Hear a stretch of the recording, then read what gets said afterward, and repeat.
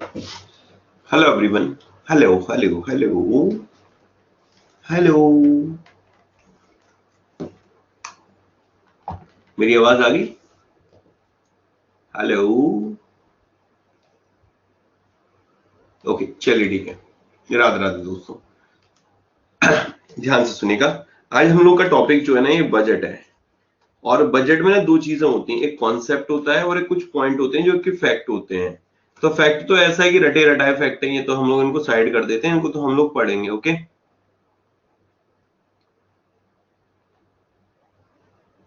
ठीक है। अब यहाँ पर दोस्त जो हम लोग पढ़ने जा रहे हैं, वो स्टडी करने जा रहे हैं, जो इम्पोर्टेंट है कॉन्सेप्ट पूरा का पूरा।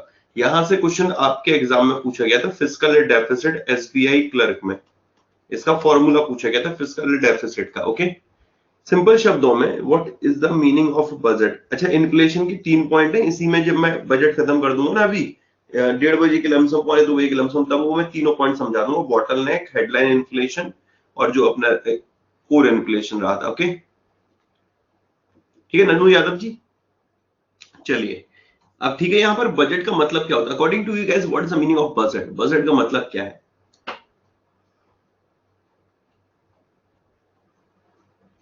What is the meaning of budget guys? Budget budget budget budget का मतलब क्या है? मनी। Oh my god. और दिमाग लगाइए। और बजट का मतलब क्या according to you? What is the meaning of budget?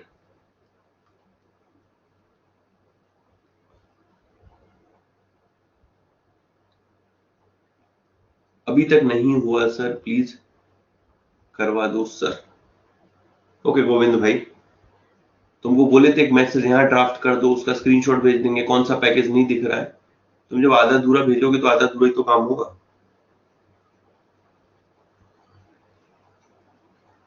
ठीक है, अब वो बजट का मतलब क्या है? अच्छा देखो, एक बात प्रैक्टिकली समझना। अभी हाल फिलहाल कोई नई एनआरएसीटी आ जाए, ठीक है। अब अड्डा उसका पैकेज लॉन्च कर दे 25,000 का। अब तुम लोगों को 25,000 के लिए, तुम्हारे लिए तो ये एक्सपेंसेस है ना। ये तुम्हारे लिए एक्सपेंसेस है कि नहीं भाई? 25,000 तो आपके लिए एक्सपेंसेस है। अब इसके लिए आपको किस चीज की जरूरत पड़ेगी? इनकम की। इनकम की। तो अपनी इनकम के बेसिस पर जो एक्सपेंडिचर है, उनका लेखा जोखा, या यूं कह सकते हैं उसका अनुमान लगाना बजट कहलाता है। बहुत सिंपल शब्दों में समझा रहा हूं, बहुत सिंपल शब्दों में।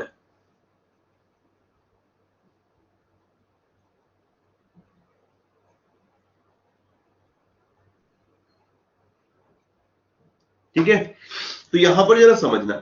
बजट का मतलब हर कोई व्यक्ति बजट बना रहा है। आप हो, मैं हूं, कुछ भी हो, कोई भी व्यक्ति बजट बना रहा है। अब जैसे कि कहीं जाना है घूमने के लिए, तो उससे पहले जो एक्सपेंसेस होने हैं, उनको लेके, इनकम को लेके मेरे दोस्त, एक्सपेंसेस को लेके यहाँ पर एक बजट बनाना कि भाई हमारी इनकम ये रहेगी, हमारे एक्सपेंसेस ये रहेंगे, और एक्सपेंसेस ये रहेंगे तो इतने पैसे की हमें यहाँ पर जरूरत है।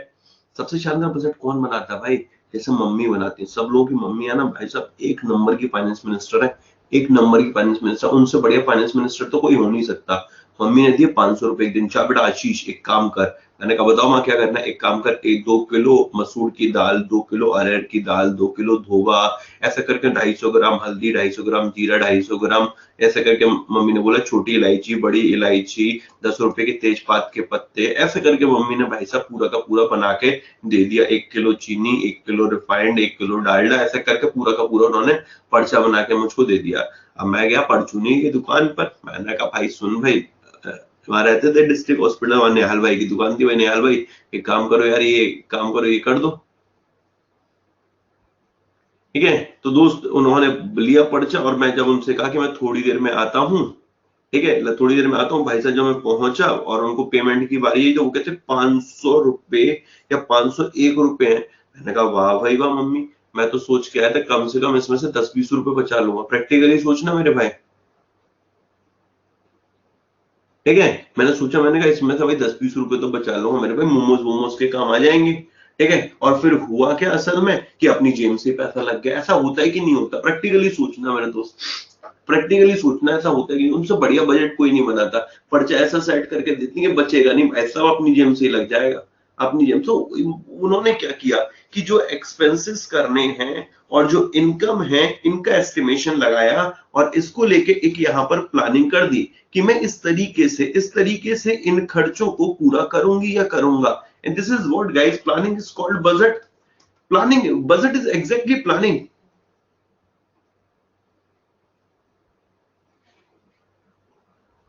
समझ रहे हो? जैसा कि भाई होता नहीं था, तुम लोग डेट वगैरह पे जाना होता था, ठीक है, तो भाई पहले ही बजट बनाते थे तुम लोग, अच्छा इस वाले रेस्टोरेंट में जाना है, 500 रुपए में मुझे डेट कंप्लीट करनी है और उसमें से भी 50 रुपए की पेट्रोल है, फिर भाई थोड़ा वो भी तो दिखाना है भैया भौकाल टाइप का, तो स्टार्टर मंगाना है, फिर ये करना है वो करना है मेरे भाई, ठीक है। और ये उस केस में जब सामने वाला ज्यादा भूखा घर से ना आए तो आपका बजट फेल नहीं होगा। तो तुमने क्या किया कि अपने जो एक्सपेंसेस हैं उनको अपनी इनकम के अकॉर्डिंग, यहाँ पर अपने इनकम के अकॉर्डिंग मेरे दोस्त उसकी प्लानिंग कर रहे हो कि इस तरीके से हम लोग यहाँ पर खर्चे करने जा रहे हैं। तो गवर्नमेंट भी इसी तरीके से करती है।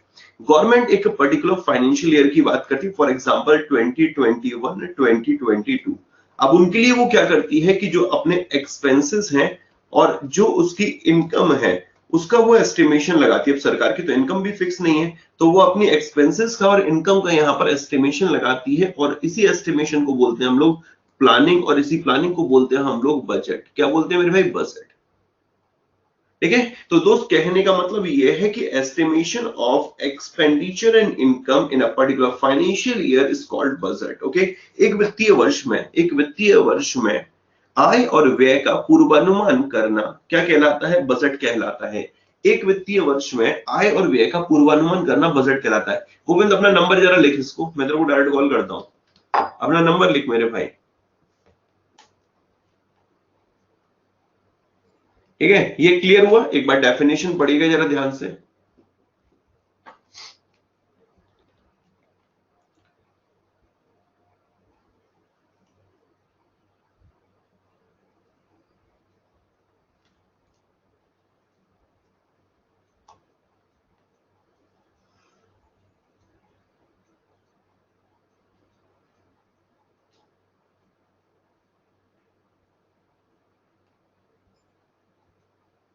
ठीक है, budget is the estimation of revenue and expenditure over a specific period of time. Okay, अब देखो ये ना बहुत बच्चों वाली चीजें हैं और ये खत्म, चलो ठीक है। अब इसके बाद ना असल में मजा आने वाला है।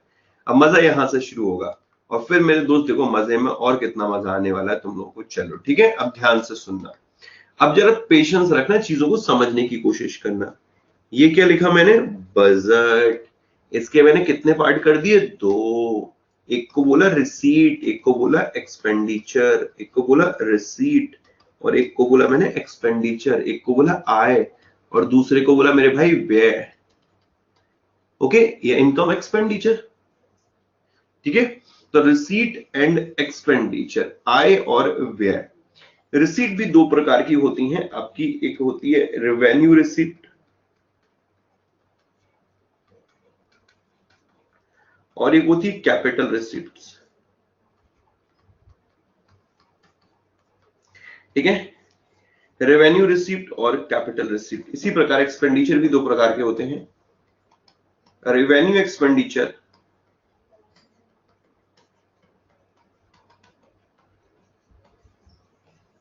और कैपिटल एक्सपेंडिचर।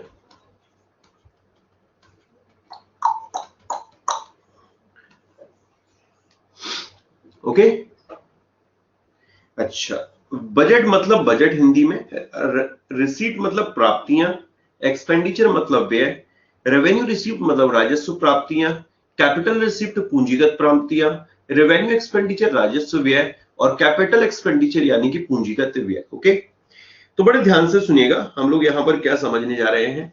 बजट के हम लोगों ने कितने पार्ट करे हैं भाई? दो चीजों की बात होगी बजट में हमेशा, ये तुम्हारा बजट हो, मेरा बजट हो, सरकार का बजट हो, सरकार की इनकम जो भी उसकी प्राप्तियां हैं और सरकार के व्यय। सरकार के व्यय मतलब उनके आधार पर वो जो भी खर्चे कर रहे हैं। ओके, एक्सपेंडिचर, एक्सपेंडिचर, ये रिसीप्ट और ये एक्सपेंडिचर। क्लियर है? रिसीप्ट एंड एक्सपेंडिचर, तो बजट के दो पार्ट हो गए, एक रिसीप्ट दूसरा एक्सपेंडिचर, एक रिसीप्ट दूसरा एक्सपेंडिचर।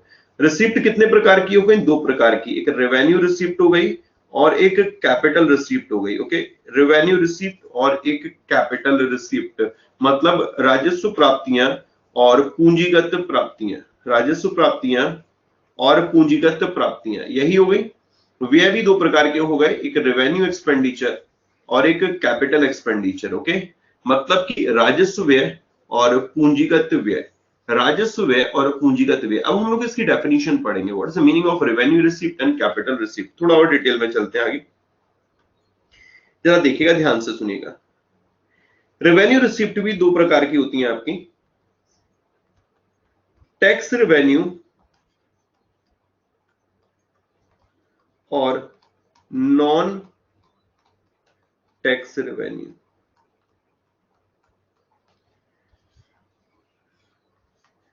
टैक्स रेवेन्यू और नॉन टैक्स रेवेन्यू, क्या मेरे भाई, टैक्स रेवेन्यू और non tax revenue.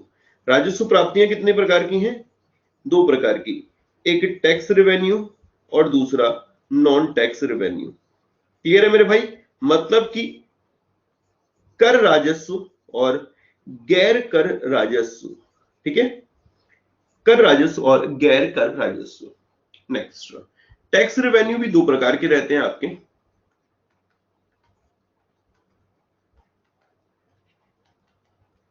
Direct tax और इनडायरेक्ट टैक्स। डायरेक्ट टैक्स और इनडायरेक्ट टैक्स,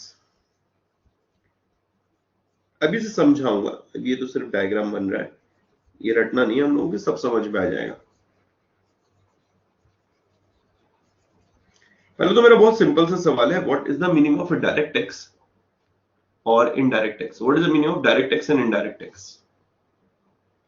डायरेक्ट टैक्स और इनडायरेक्ट टैक्स का मतलब क्या अकॉर्डिंग टू यू।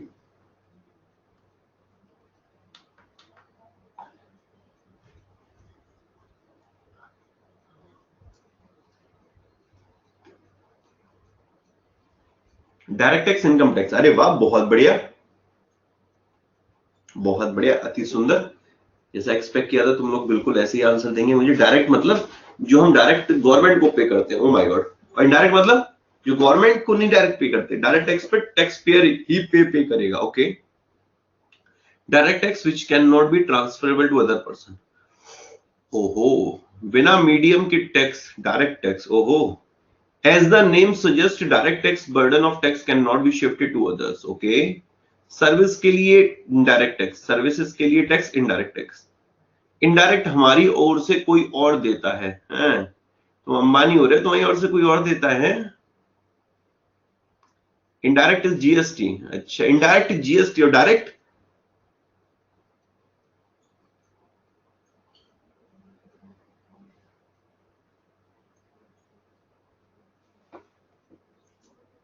अब जरा ध्यान से सुनिएगा, बहुत सिंपल वे में समझते हैं।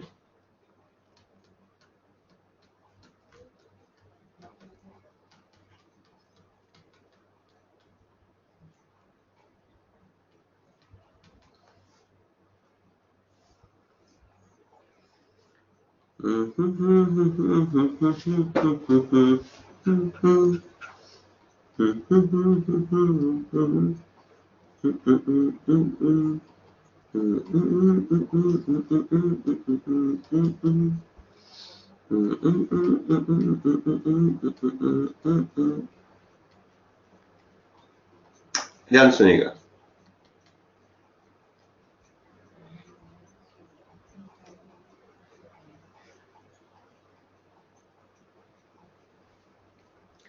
असल में हुआ क्या, मौसम बड़ा शानदार था, तुम्हारी भाभी बैठी थी मेरे भाई। ठीक है, फ्यूचर की बात हो रही, हाइपोथेटिकली समझते हैं।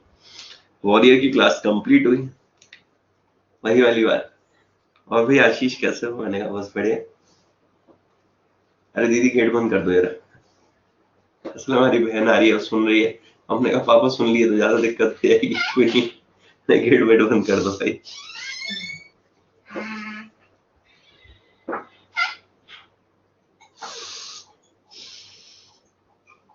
अब हुआ क्या मेरे भाई, एक सेकंड रुको, वो बंद नहीं करके मैं बंद कर रहा हूँ, एक सेकंड रुकना, म्यूट कर रहा हूँ।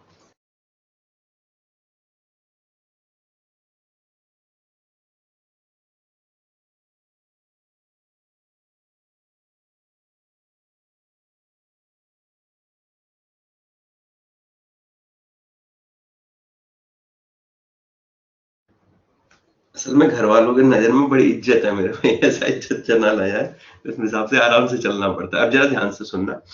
हुआ क्या भाई, अशु सुनो ना। मैंने कहा हाँ भाई बताओ ना, कहीं घूमने उमने चला? मैंने कहा अरे क्यों नहीं, बिल्कुल चलते हैं। तो इनको मोमोज खाने का बहुत मन था। तो लखनऊ में जैसे नैनीताल मोमोज मिलते हैं, और आगरा में मेरी भाई नैनीताल मोमोज की एक शॉप ओपन हो गई, और वहां पर मेरे दोस्त हम लोग वहां चले गए। अब वहां जैसे ही पहुंचे, वहां पर एक व्यक्ति कहते जी साहब जी, जी साहब जी।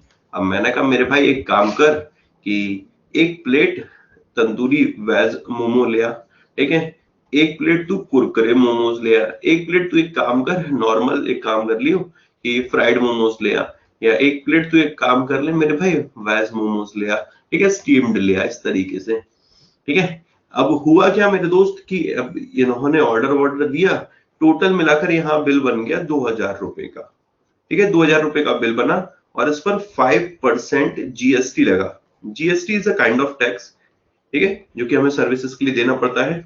और ये जो टैक्स लगा ये बना यहाँ पर 100 रुपीज। टोटल जो मेरा फाइनल बिल बन के आया मेरे पास, वो कितने रुपए का है? 2100 का, 2100 का, ठीक है, 2100 का।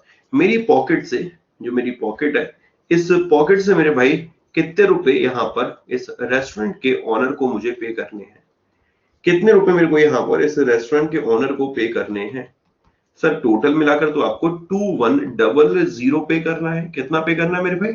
2100, एग्जैक्ट अमाउंट 2100 जाएगा। लेकिन ये क्या करेगा ये व्यक्ति, इसमें से 2000 रुपीज तो अपने पास रखेगा, ये इसकी कमाई है, और आउट ऑफ 2100, 100 रुपीज जो टैक्स के बनते हैं, ये जाकर जीएसटी डिपार्टमेंट में जाके जमा कर देगा। भाई टैक्स का पैसा है, जीएसटी का पैसा है, ठीक है, जीएसटी डिपार्टमेंट में जाके मेरे दोस्त जमा कर देगा। सर इतने में तो हम महीने भर के मोमोज गोलगप्पे आ जाएंगे। भाई साहब डिपेंड करता है माही जैन जी कि आप किसके साथ बैठ रहे हैं। हमने भी 20 रुपए के मोमोज खाए, उस टाइम कोई अकेले खाते थे, जब कोई साथ में होगा तो आप 20 रुपए वाले नहीं खाएंगे। समझ रहे, डिपेंड करता है पर्सन पे कि पर्सन कौन है, ठीक है। वैसे तो हम भी 20 रुपए में टन रहते हैं, कोई दिक्कत नहीं है भाई, फ्राइड मोमोज कोई दिक्कत नहीं, 20-50 ये बढ़िया मिलते हैं। लेकिन फिर उसके बाद जब भौकाल दिखाना होता है तो आपको नैनीताल मोमोज ही जाना पड़ेगा, समझ रहे हो ना। अब यहाँ पर मुद्दे की बात पर आते हैं। अब इस वाली स्टोरी में से जरा समझना हुआ क्या कि जो ये आशीष गौतम है, ही इज अ बियरर, इसने टैक्स को बियर किया है, ठीक है। ये जो व्यक्ति है ही इज अ बियरर, इसने टैक्स को बियर, एक्चुअल में किसकी पॉकेट से टैक्स गया है? एक्चुअल में किसकी पॉकेट से टैक्स गया है? आशीष गौतम की पॉकेट से। और इस टैक्स को डिपॉजिट किसने किया है? इस टैक्स को डिपॉजिट किसने किया है?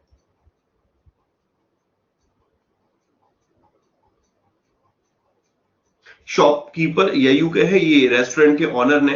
तो आप एक बात बताइए, यहां पर जो बियरर है और डिपॉजिटर है, क्या दोनों सेम पर्सन है? क्या बियरर और डिपॉजिटर दोनों सेम पर्सन है?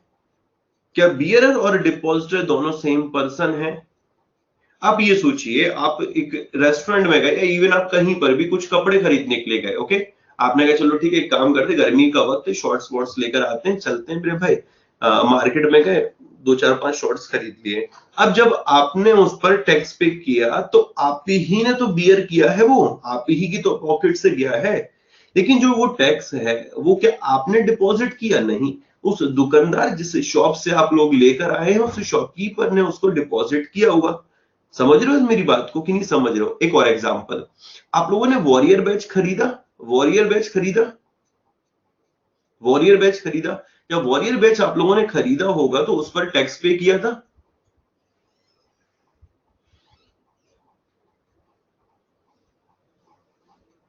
ठीक है, तो जो टैक्स आप असल में बियर किसने किया है?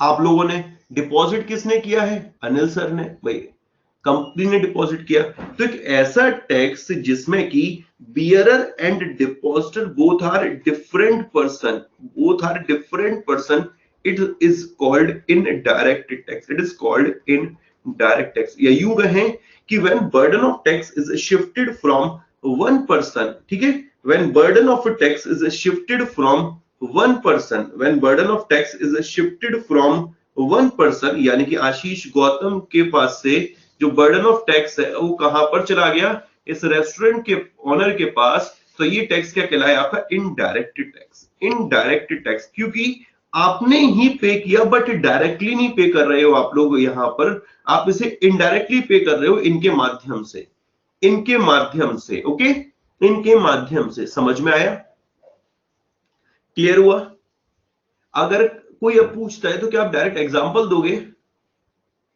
और क्या बोला था हम लोगों ने? हाँ बेटा आप सही थे, वो मेरी आदत है ना, जब तुम लोगों ने खर्चा किया है तो मैं बोलूंगा नहीं क्या, समझ रहे हो ना? सत्संग में जाओगे तो बाबा जी, अब भाई दो चार भजन नहीं सुनाएंगे तो कैसे पता चलेगा कि बाबा जी है मेरे भाई, समझ रहे हो? जपना बाबा जाने मन की बात, ध्यान से सुनना। ये क्लियर हो गया मेरे भाई, इनडायरेक्ट टैक्स। अब इसके एग्जाम्पल के तौर पर हम लोग कहें यहां पर तो GST goods and service tax, okay, goods and service tax, value added tax जो पेट्रोलियम प्रोडक्ट पे लगता है वैट हो गया, जीएसटी हो गया, गुड्स एंड सर्विस टैक्स। ये सब किसका एग्जांपल है? इनडायरेक्ट टैक्स का, ओके।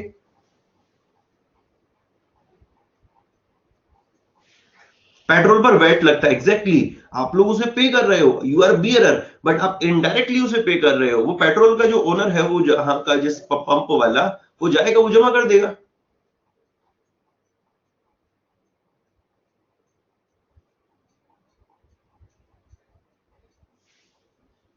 सर मेरी लाइव क्लास में ऑडियो आ रही है, वीडियो नहीं। बेटा तुम्हारे एंटीने में गड़बड़ है, हम लोगों के यहाँ पर एंटीना सही है बेटा। देखो राइट डायरेक्शन में एक बार छत पे भेजो किसी को, देखो उनसे एंटीना घुमाओ, अगर एंटीना वो जिस जगह घुमा देंगे वहीं से वीडियो आने लग जाएगी। पहले ऐसी तो होता था, देखो बेटा हमारे यहाँ ऑडियो आती थी पहले भी, तो वीडियो नहीं आती थी, तो फिर हमने एंटीना घुमा दिया। एंटीना सही नहीं है आपका।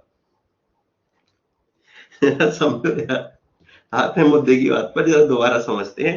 अब आते हैं डायरेक्ट टैक्स पे। अब डायरेक्ट टैक्स की बात करते हैं। इसमें क्या है, जैसे आशीष गौतम है, अब आशीष गौतम की बात करें, मेरे दोस्त राष्ट्रपति जी बोल रहे थे कि भाई मैं 5 लाख रुपए कमाता हूँ, 3 लाख रुपए टैक्स पे करता हूँ। मैंने कहा वाह भाई बहुत बढ़िया। ऐसे आशीष गौतम है भाई, ये भी कमाते हैं। फॉर एग्जाम्पल थोड़ी देर के लिए हाइपोथेटिकली मान लेते हैं कि इन्होंने एक साल में 1 CR कमा लिया, ठीक है। अब 1 CR पे टैक्स कौन पे करेगा भाई? कौन पे करेगा टैक्स? आशीष गौतम पे करेंगे। आशीष गौतम ही तो पे करेंगे भाई, कि नहीं पे करेंगे? ठीक है। अब आशीष गौतम ही बियरर हैं और आशीष गौतम ही डिपॉजिटर हैं, तो मतलब आपके टैक्स का बर्डन आपसे किसी दूसरे पे शिफ्ट नहीं हो रहा। When burden of tax is not shifted from one person to another person, ठीक है। When burden of tax is not shifted from one person to another person, this is what guys exactly called direct tax, okay. और direct tax के example है income tax, corporate tax, ये example है इसका। समझ में आया?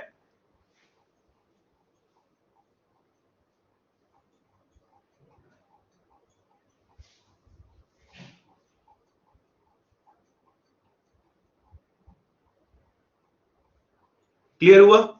मतलब एक ऐसा टैक्स जिसमें कि जो भी पेमेंट टैक्स भी आप ही बियर कर रहे हैं, आप ही उसे डिपॉजिट कर रहे हैं।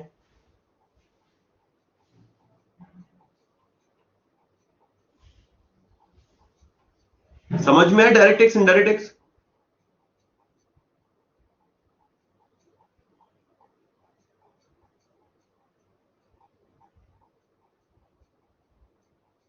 ओके, अब नेक्स्ट आगे बढ़ते हैं, ध्यान से सुनना, बहुत इंपॉर्टेंट। हम लोग असेट और लायबिलिटी में मतलब समझ बैठ चुके हैं। What is the meaning of asset, what is the meaning of liability, ये हम लोग जान चुके हैं मेरे भाई। असेट लायबिलिटी का मतलब, सर टीडीएस क्या होता है? बेटा टीडीएस होता है, इसकी फुल फॉर्म होती है टैक्स डिडक्टेड एट सोर्स। जैसे आशीष गौतम की फॉर एग्जांपल सैलरी आई 1 लाख रुपए, ठीक है, हाइपोथेटिकली मान लिया मैंने 1 लाख रुपए सैलरी आई, तो मुझको जो टैक्स पे करना पड़ेगा, अब मेरी जो टैक्स बनेगा, मेरी सालाना इनकम कितनी होगी? 12 लाख रुपए। तो 12 लाख रुपए पे मुझे 30% के हिसाब से सरकार को टैक्स पे करना पड़ेगा, समझना, ठीक है। सरकार को मुझे 12 लाख पर कितना परसेंट टैक्स देना है, स्लैब में नहीं कैलकुलेट कर रहा, मैं अभी फ्लैट मान रहा हूं। तो 30% कितना देना पड़ेगा मेरे भाई? फॉर एग्जाम्पल जो भी एक अमाउंट बन जाता है, ठीक है। मतलब मान लेते हैं मेरे दोस्त, यहां पर मुझे 1,20,000 लमसम करीब 3 लाख के आसपास टैक्स पे करना पड़ेगा, मान लो 2.5 लाख के आसपास टैक्स पे करना पड़ेगा।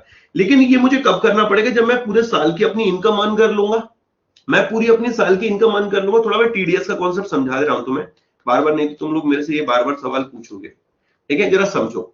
जैसे आशीष गौतम है, उसकी इनकम है, वो मानकर चलते 1 lakh rupees per month earn कर रहा है, तो सालाना कितना हो गया मेरे भाई?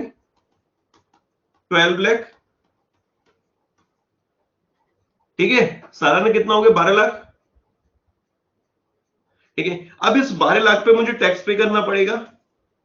अब मैं टैक्स कब पे करूंगा? जब पूरे साल में कमा लूंगा, उसके बाद ही तो टैक्स कैलकुलेट करूंगा कि नहीं? रियल इनकम, अच्छा चलो ठीक है, अभी मैं उसका जवाब दूंगा। अब मेरे भाई ये बताओ, मैं टैक्स कब भरूं? साल के बाद जब पूरा कमा लूंगा। लेकिन सरकार कहती नहीं, ऐसा नहीं करना। आप एक काम करिए, हर मंथ, एवरी मंथ इनसे एडवांस में टैक्स लीजिए। इनको 30% की स्लैब में आएंगे ना, एक काम करो, हर साल महीने से 10% लो। तो अगर हमारी सैलरी 1 लाख रुपए आती, तो 1 लाख रुपए में 10% कट के हमें 90,000 आता है। 90, 10% ये टैक्स का हमारे यहां से कटता रहता है। तो मतलब इसमें से 1,20,000 मेरा कट चुका है। मेरे पास जो आया होगा वो कितना है? वो 10,80,000। अब जब मेरा फाइनल टैक्स कंप्यूट होगा, जब फाइनल टैक्स कंप्यूट होगा, अगर उसमें ऐसा हुआ कि मेरे को 1,60,000 टैक्स बन रहा है, तो मुझे सिर्फ 40,000 एक्स्ट्रा देना पड़ेगा, क्योंकि एडवांस में टीडीएस के रूप में, मैं एडवांस टैक्स के रूप में, टीडीएस के रूप में मैं पहले ही 1,20,000 दे चुका हूं। समझ रहे हो? और अगर ऐसा हुआ कि नहीं 1,20,000 नहीं 80,000 ही टैक्स बना है, तो 40,000 आपका रिफंड होकर आ जाएगा आपको वापस।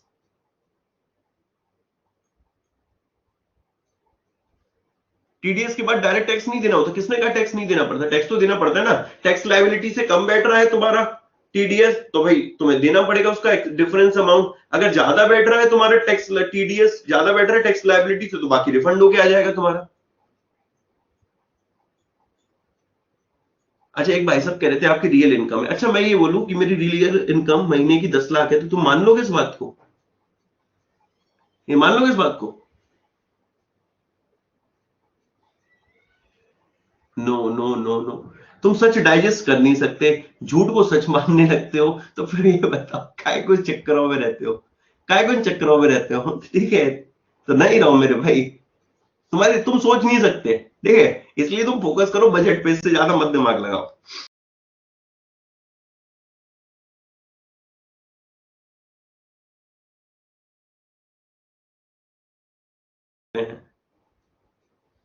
ध्यान से सुनना, बजट की बात करते हैं, बजट की। और इस बजट में दो चीजें, रिसिप्ट में expenditure, revenue receipt, capital receipt. अब मैं इस वाले पार्ट पे आ रहा हूं। अब ध्यान से सुनना, यहां पर फोकस करना है, सीरियसली रहना।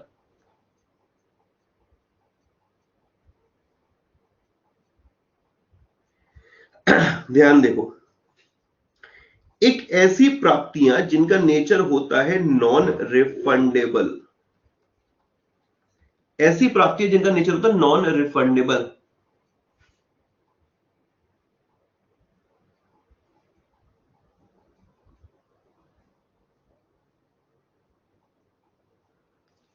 नॉन रिफंडेबल मतलब क्या है इसका? Non refundable, non redeemable.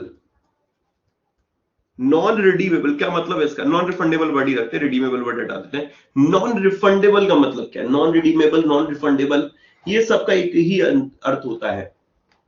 क्या मतलब है इसका? ये पैसा आपको वापस नहीं मिलेगा, ये पैसा आपको वापस नहीं मिलेगा। अगर आपने सरकार को दिया है, तो ये वन वे से होकर जा रहा है, इसका टू वे नहीं है, ये वापस आपको नहीं मिलेगा, चुकाना नहीं पड़ेगा सरकार को। अब ऐसे कौन सी प्राप्तियां होती हैं जो नॉन रिफंडेबल होती हैं? तो इसमें आता है एक तो टैक्स के रूप में पैसा। सरकार को जो डायरेक्ट टैक्स और इनडायरेक्ट टैक्स का पैसा आ रहा है, क्या सरकार को वो वापस करना पड़ता है? क्या सरकार को वो वापस करना पड़ता है मेरे भाई? क्या सरकार कभी ऐसा होगा कि आशीष गौतम को फोन करेगा, अरे गौतम जी तुम तो बहुत बढ़िया बच्चों को पढ़ा रहे हो, एक काम करो हम तुम्हारा टैक्स का पैसा वापस कर देंगे? ऐसा तो मोदी जी नहीं कहेंगे कि अरे गौतम जी यार, तुम यार रोज रेस्टोरेंट में जाते हो, तुमने तो रेस्टोरेंट मतलब तुम्हारी वजह से चल रहे हैं, हम तुम्हारा पैसा वापस कर देंगे टैक्स का। ऐसा तो होगा नहीं कि जीएसटी वापस कर दें। तो इनका नेचर कैसा? नॉन रिफंडेबल है। मतलब क्या, ये गवर्नमेंट की अर्निंग है, और अच्छी अर्निंग ये है कि ये सरकार को वापस नहीं करनी पड़ती। और अब आप देखिए, अब यहां पर दो चीजें हैं रिसिप्ट में। मैंने जो रेवेन्यू रिसिप्ट बताया, रेवेन्यू रिसिप्ट की डेफिनेशन क्या हुई? ऐसी प्राप्तियां जिनका नेचर कैसा है? ऐसी प्राप्तियां जिनका नेचर कैसा है, बताइए मेरे भाई। ऐसी प्राप्तियां जिनका नेचर कैसा है? Non refundable. नॉन रिफंडेबल यानी कि सरकार को इस पैसे को रिफंड नहीं करना पड़ता है, सरकार को इस पैसे को वापस नहीं करना पड़ता है। ओके। अब दूसरा पॉइंट, सर ये तो समझ में आ गया कि आपने बोल दिया कि जो ये टैक्स वाला पैसा है, नॉन टैक्स रेवेन्यू में क्या आता है? नॉन टैक्स रेवेन्यू में क्या आता है? तो ऐसी प्राप्तियां जिनका नेचर नॉन रिफंडेबल है, बट टैक्स के अलावा, टैक्स के अलावा ऐसी प्राप्तियां जैसी कि भैया जिनको सरकार को वापस नहीं करना, वो सारा आपका क्या है? Non tax revenue. क्या है मेरे भाई? Non tax revenue. समझ में आया? जैसे कि मेरे दोस्त, जैसे कि सरकार को ग्रांट के तौर पर पैसा मिला है। भाई ग्रांट मतलब समझते हो आप लोग? ग्रांट मतलब समझते हो? पेनल्टी? अरे नहीं भाई, ग्रांट एक तरीके से होती है काइंड ऑफ डोनेशन, कि आपको ग्रांट के तौर पर, जैसे लोन के तौर पर अगर पैसा मिलता है तो ये रिफंडेबल है, ये आपको वापस करना पड़ेगा। लेकिन जो ग्रांट के तौर पर पैसा मिलता है ये आपको वापस नहीं करना पड़ता। ठीक है, फ्री फोकट का मिल गया, फ्री फोकट का। ठीक है, ग्रांट के तौर पर पैसा मिलना, सरकार को इंटरेस्ट मिलना, ठीक है, सरकार को प्रॉफिट मिलना, सरकार को डिविडेंड मिलना, कि चालान का पैसा मिलना, चालान नहीं, चालान पेनल्टी। ठीक है मेरे दोस्त, ये फीस हो गई, जैसे आप लोग ड्राइविंग लाइसेंस फीस होती है, आपको बाइक खरीद, जैसे आप आरटीओ जाते हैं तो वो फीस होती है। ये सारे जो पैसे होते हैं मेरे दोस्त, ये सारे के सारे जो अमाउंट है, कैसा है? क्या सरकार को वापस करना पड़ता है? सरकार को वापस करना पड़ता है कि नहीं करना पड़ता? कभी ऐसा हुआ है कि आपका चालान कट गया और उसको पैसा आया हो?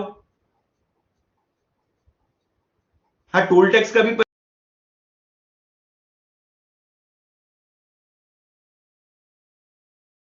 मैं टैक्स के अलावा बात कर रहा हूं, टैक्स के अलावा बात कर रहा हूं कि टैक्स के अलावा नेचर का है। इंटरेस्ट बताओ सर डिटेल में। बेटा इंटरेस्ट इनकम हो रही है सरकार को, रोहिणी यादव जी, इंटरेस्ट इनकम हो रही है।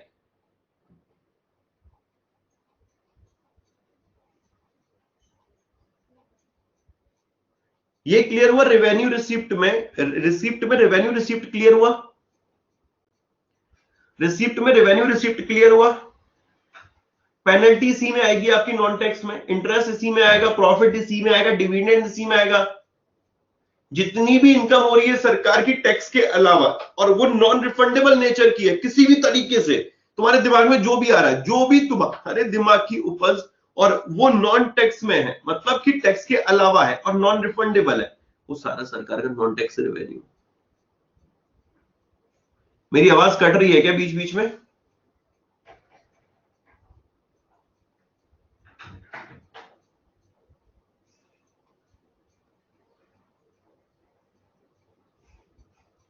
आप देखना आप कट रही है क्या?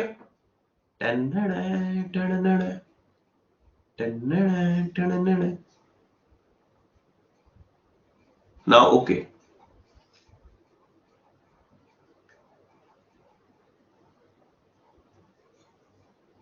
चलिए अब जरा देखो, इसको रीड करना, रेवेन्यू रिसिप्ट को। जब तक तुम लोग रीड कर रहे हो मैं स्टोरी बताता हूँ। असल में आगरा में क्या है कि पहले तो सीन था, आपका तो पता नहीं, मैं इतना बाहर निकलता नहीं हूँ। पहले हम लोगों के पास एक्टिवा थी, ठीक है, अब भी है वो, बट म्यूजियम में लगाने के लिए बची है वो।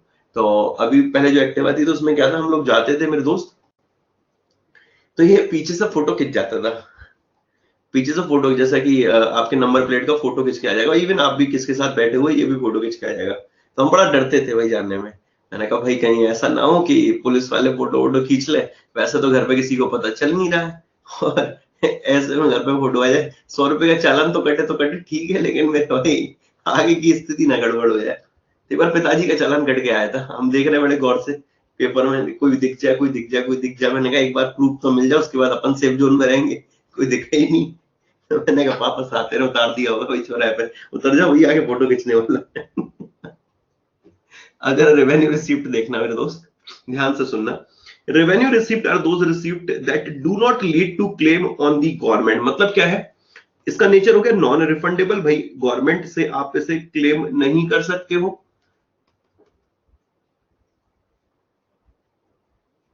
ठीक है, मतलब ये कि लिखा ना, that do not lead to claim on the government and they are therefore termed as non redeemable. देखो क्या शानदार शब्द आया है। ठीक है, नॉन रिडीमेबल, नॉन रिफंडेबल है, and they are divided into tax and non tax revenue. ये किसमें डिवाइडेड? टैक्स और नॉन टैक्स, यही तो मैंने पढ़ाया था आपको। They are divided into tax revenue, non tax revenue. ठीक है, tax revenue, non tax revenue. Tax revenue an important component of revenue received have for long been divided into direct tax और indirect tax. Direct tax में personal income tax आ गया, corporation tax आ गया। Indirect tax में आपका मतलब like excise taxes आ गए, जीएसटी आ गया, ठीक है, कस्टम ड्यूटीज आ गया। ये सारी क्या है, इनडायरेक्ट टैक्सेस के एग्जांपल है। ठीक है, रेवेन्यू रिसीव्ड में नॉन टैक्स रेवेन्यू में आते हैं, तो इसमें क्या क्या आ गया आपका, interest received on account of loan, सरकार ने लोन दिया था उस पर उनको ब्याज मिली है। ठीक है, डिविडेंड शेयर्स पे, profit on investment, fees, other received for services rendered by government, जो सरकार जो भी सर्विसेज दे रही है उनको लेके पैसा मिल रहा है। ग्रांट के तौर पर पैसा मिलना फॉरेन कंट्री से, इंटरनेशनल ऑर्गेनाइजेशन से, ये सब किसका पार्ट है, नॉन टैक्स रेवेन्यू रिसीव्ड का। समझ में आया कि नहीं आया, क्लियर हुआ कि नहीं? आई थिंक सो अब क्लियर हो गया हुआ ये पढ़ने के बाद कि भाई रेवेन्यू रिसीव्ड का मतलब क्या होता है, राजस्व प्राप्तियों का मतलब क्या होता है। कोई डाउट है यहां तक? यहां तक मित्रों कोई डाउट? एक बार बताइए, यहां तक कोई डाउट?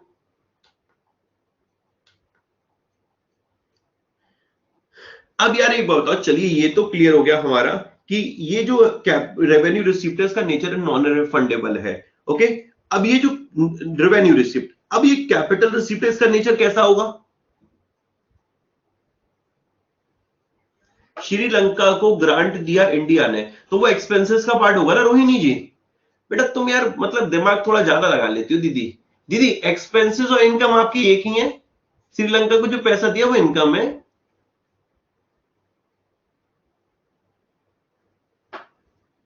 ठीक है, कैपिटल रिसिप्ट की बात करते हैं। कैपिटल रिसिप्ट इसका नेचर कैसा होगा? रिफंडेबल। रिफंडेबल मेरे दोस्त, रिफंडेबल की नहीं होगा कि नहीं होगा? मतलब यार सीधी सी बात है, जब रेवेन्यू रिसिप्ट नॉन रिडीमेबल है, नॉन रिफंडेबल है, तो ये तो अपोजिट होगा। और इसका नेचर कैसा होगा यहां पर भाई? ऑब्वियसली इसका नेचर आपका मेरे दोस्त रिफंडेबल होगा। मतलब जो कैपिटल रिसिप्ट का पैसा है, जो भी सरकार को कैपिटल रिसिप्ट के रूप में इनकम हो रही है, वो सरकार को वापस करनी पड़ेगी। वापस करनी पड़ेगी कि नहीं पड़ेगी? बिल्कुल करनी पड़ेगी। तो अब जरा देखना क्या इंटरेस्टिंग पॉइंट यहां से निकल कर आने वाले हैं। सबसे पहले लोन, सरकार जो वर्ल्ड बैंक आईएमएफ से पैसा लेकर आ रही है, वर्ल्ड बैंक से पैसा लेकर आई है। देखो अभी वर्ल्ड बैंक ने भारत सरकार को एमएसएमई के लिए 500 मिलियन यूएस डॉलर दिया, आंध्र प्रदेश के लिए सॉल्ट प्रोजेक्ट के लिए पैसा आया है। इसके अलावा अभी हाल फिलहाल तेरा मतलब बहुत सारे रीजन है जिनकी वजह से सरकार को पैसे मिले हैं। तो वो सरकार वापस करेगी कि नहीं करेगी, मुझे खुद बताइए। क्या सरकार मित्रों वापस करेगी कि नहीं करेगी? मिजोरम के लिए पैसा आया, सरकार वापस करेगी कि नहीं करेगी? बताइए, सरकार वापस करेगी कि नहीं करेगी मेरे भाई? करेगी कि नहीं करेगी? अरे क्यों नहीं करना पड़ेगा यार, ये कैपिटल रिसीप्ट है, ये कैपिटल रिसीप्ट है। लेकिन ये जो पैसा है इसका नेचर कैसा है? Non refundable. कैसा है? Non refundable. क्लियर? एक बार लिख दो यस सर, फटाफट से लिख दो एक बार यस सर मेरे भाई, एक बार लिख दो yes sir. No no no no no no no no no, मेरे शब्दों को पकड़ नहीं पाए। मैंने बोला था गलती से कि रिफंडेबल। बेटा भाई ये रिफंड नॉन रिफंडेबल, बट ये रिफंडेबल है। मतलब यार ये सोचिए, सरकार जो लोन के रूप में पैसा लेकर आ रही है, क्या वो वापस करेगी कि नहीं करेगी? करेगी कि नहीं करेगी? इसका मतलब रिफंडेबल है, ये रिडीमेबल है। ओके, दूसरा इसमें एक और पॉइंट आता है, डिसइन्वेस्टमेंट। डिसइन्वेस्टमेंट, सरकार का बजट में टारगेट है 1,75,000 करोड़ का 2021-20 में। Disinvestment is also part of capital receipt. अब ये समझते हैं डिसइन्वेस्टमेंट का मतलब क्या होता है। तीसरा आ गया मेरे दोस्त, recovery of loan. Recovery of loan, ये तीनों किसका पार्ट है? कैपिटल रिसीप्ट का। यहां से हमारे एग्जाम के क्वेश्चन बनने जा रहे हैं, तो गौर फरमाइएगा। तीन चीजें हम लोगों ने यहां पर देखी, कौन कौन सी? एक कैपिटल रिसीप्ट में लोन वाला पार्ट, दूसरा डिसइन्वेस्टमेंट वाला पार्ट मेरे भाई, और तीसरा यहां पर मेरे दोस्त recovery of loan. Recovery of loan, clear है? ये तीनों क्लियर है कि नहीं है? तीनों क्लियर है कि नहीं क्लियर मेरे भाई?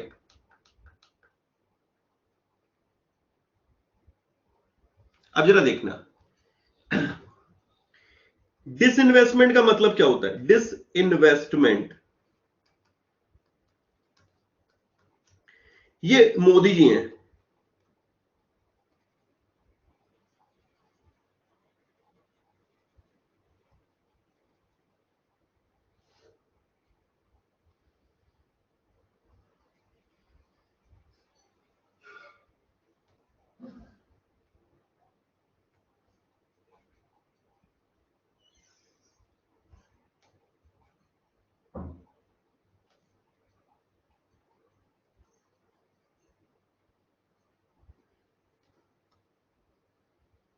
कुछ इस प्रकार के आजकल लगने लगे हैं वो हमें, पहले बड़े अच्छे लगते थे।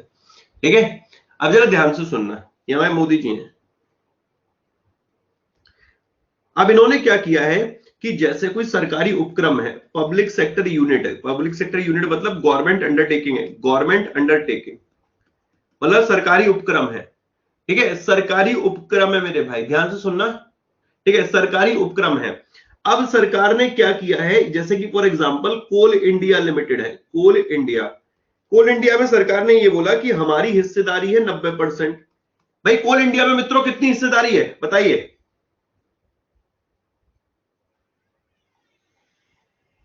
कितनी हिस्सेदारी है फटाफट बताओ मेरे दोस्त। कोल इंडिया में कितनी हिस्सेदारी है, कोल इंडिया में भारत सरकार की कितनी हिस्सेदारी है मेरे दोस्तों, बताइए फटाफट से। कोल इंडिया में कितनी हिस्सेदारी है सर? कोल इंडिया में जो हिस्सेदारी है यहां पर वो टोटल मिलाकर 90% है। अब मोदी जी ने कहा इसमें से हम लोग अपनी 25% हिस्सेदारी को सेल करेंगे, इसको बेच रहे हैं। कितने परसेंट हिस्सेदारी को बेच रहे हैं? 25% हिस्सेदारी को, मतलब सरकार की इसमें जो हिस्सेदारी थी वो 90% थी। This is what guys, this is investment, this is investment. Okay, अब इन्वेस्टमेंट करने का मतलब तो ये कि आपने इस संस्था में अपना पैसा लगाया है, इसमें अपना पैसा लगाया है। अब इन्होंने कहा कि हम अपना इस संस्था में से पैसा अब कम कर रहे हैं, बजाय 90% के, बजाय 90% के हम लोग इसमें कितना रखेंगे अब 65% ही हम लोग रखेंगे। यार कितना रखेंगे मेरे दोस्त? 65%। तो ये 25% जो बचा, इस 25% का इन्होंने क्या कर दिया मेरे दोस्त? सेल कर दिया। और ये जो अपनी हिस्सेदारी बेची है, इस हिस्सेदारी को बोलते हैं हम लोग डिसइन्वेस्टमेंट। डिसइन्वेस्टमेंट समझ में आया?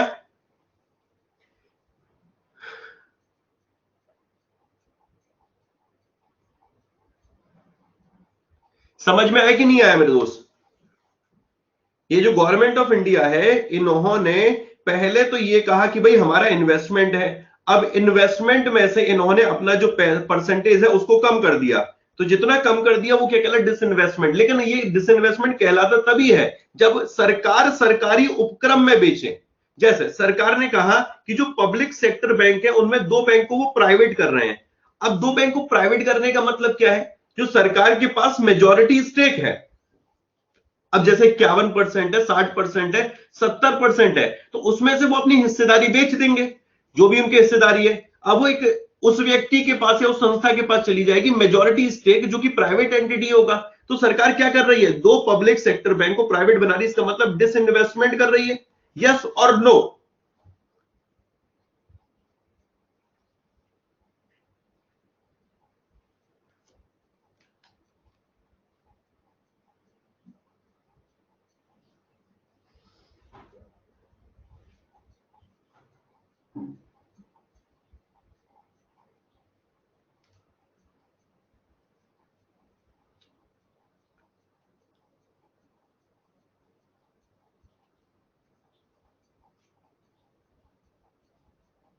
क्लियर हुआ इतना? तो ये जो डिसइन्वेस्टमेंट है ये किसका पार्ट है मेरे दोस्त? कॉन्सेप्ट समझ में है डिसइन्वेस्टमेंट का क्या है? Disinvestment is also part of capital received. Okay, और रिकवरी ऑफ लोन का मतलब यह है कि जो पैसा सरकार ने लोन के तौर पर दिया है, भाई भूटान को दिया, नेपाल को दिया, चुन्नू को दिया, मुन्नू को दिया मेरे भाई, वो वापस आ गया, उस लोन की रिकवरी हो गई। ये किसका पार्ट है? कैपिटल रिसिप्ट का। ये किसका पार्ट है? कैपिटल रिसिप्ट का। यहां तक क्लियर? एक बार लिख दो यस सर, यहां तक लिख दो एक बार यस सर। यार तुम लोग कितने भोले हो यार सच में। तुम्हें मैं उल्लू बना दूं तो तुम उल्लू बन जाओगे बिल्कुल है। किसी ने मेरे को, सिर्फ एक बच्चे के अलावा किसी ने मेरे से ये नहीं पूछा कि कैपिटल रिसिप्ट में तो रिफंडेबल आ रहा है। भाई कैपिटल रिसिप्ट में जो आ रहा है वो रिफंडेबल है, तो मतलब लोन वाला पार्ट तो रिफंडेबल है। डिसइन्वेस्टमेंट कैसे रिफंडेबल हो गया? और ये रिकवरी ऑफ लोन कैसे रिफंडेबल हो गया? रिफंडेबल मतलब तो जाता है, जाने का। यहां तो मेरे भाई आने का, फिर कैसे होगा? सरकार ने पैसा लगाया पीएसयू में, वापस ले लिया, हो गया रिफंडेबल। अंकित कुमार तेरे को देख के ना मेरे को मेरे दोस्त की याद आ गई, शुभम बंसल की। ठीक है, क्लास में पढ़ता था तो हम लोग बैलेंस शीट बनाते थे। ठीक है, बैलेंस शीट। तो बैलेंस शीट में एक कॉलम होता था लायबिलिटी का और एक कॉलम होता था असेट का। और होता क्या, जब भी कंप्यूट करते हैं, कैलकुलेट करते हैं, तो ये लायबिलिटी और असेट दोनों बराबर आने चाहिए। ये 2000 होना चाहिए, ये 2000 होना चाहिए, ये 4000 है तो ये भी 4000 होना चाहिए, ये 5000 है 5000। तो उसकी बैलेंस शीट कभी मिलती नहीं थी। तो लेकिन उसकी जब सर के सामने जाता था तो बैलेंस शीट मिल जाती थी, हम जब सम सॉल्व करते तब नहीं मिलती थी। मैंने कहा क्या हुआ, कह रहे बिल्कुल मिल गई मेरी। मैंने कैसे मिल गई, कह रहे यार 2000 कम बैठ रहे थे, मैंने 2000 यहाँ सेट कर दी, हमारी बैठ गई। मैंने कहा वाह भाई वाह, बहुत बढ़िया मेरे भाई। अगर वो प्रॉफिट एंड लॉस निकालना है तो आंसर अगर उसे निकालना है मेरे भाई की प्रॉफिट लाना है 2000, तो वो ले आएगा 2000। सॉल्व करके लाए कैसे, क्या ऐसा 200 रुपए कम बैठ रहे यहाँ सेट कर दूंगा, बात खत्म। भाई तूने कह दिया कि सरकार ने पैसा लगाया था वापस ले लिया। ए भाई सुन जरा, ये इनकम की बात हो रही है, इनकम की, इनकम की। तो सरकार को आया है उसे वापस करना है। तू ये कह रहा है कि जो लगाया था वो वापस आ गया, तो ये रिफंडेबल कहां हुआ यार। तूने कुछ किसी से लिया है, वो तुझे वापस करना है। तेरी लायबिलिटी रिफंडेबल होती है, तेरी लायबिलिटी रिफंडेबल होती, तेरी इनकम थोड़ी रिफंडेबल होगी यार। क्या बात कर दी तूने।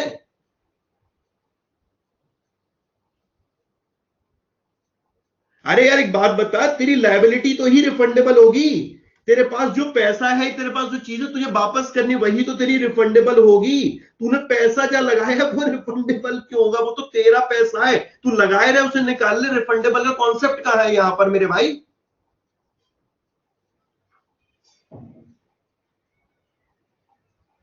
अरे गुस्सा नहीं कर रहा, ये जो बोलना चाह रहा हूं उस पॉइंट को पकड़ पा रहे तुम लोग।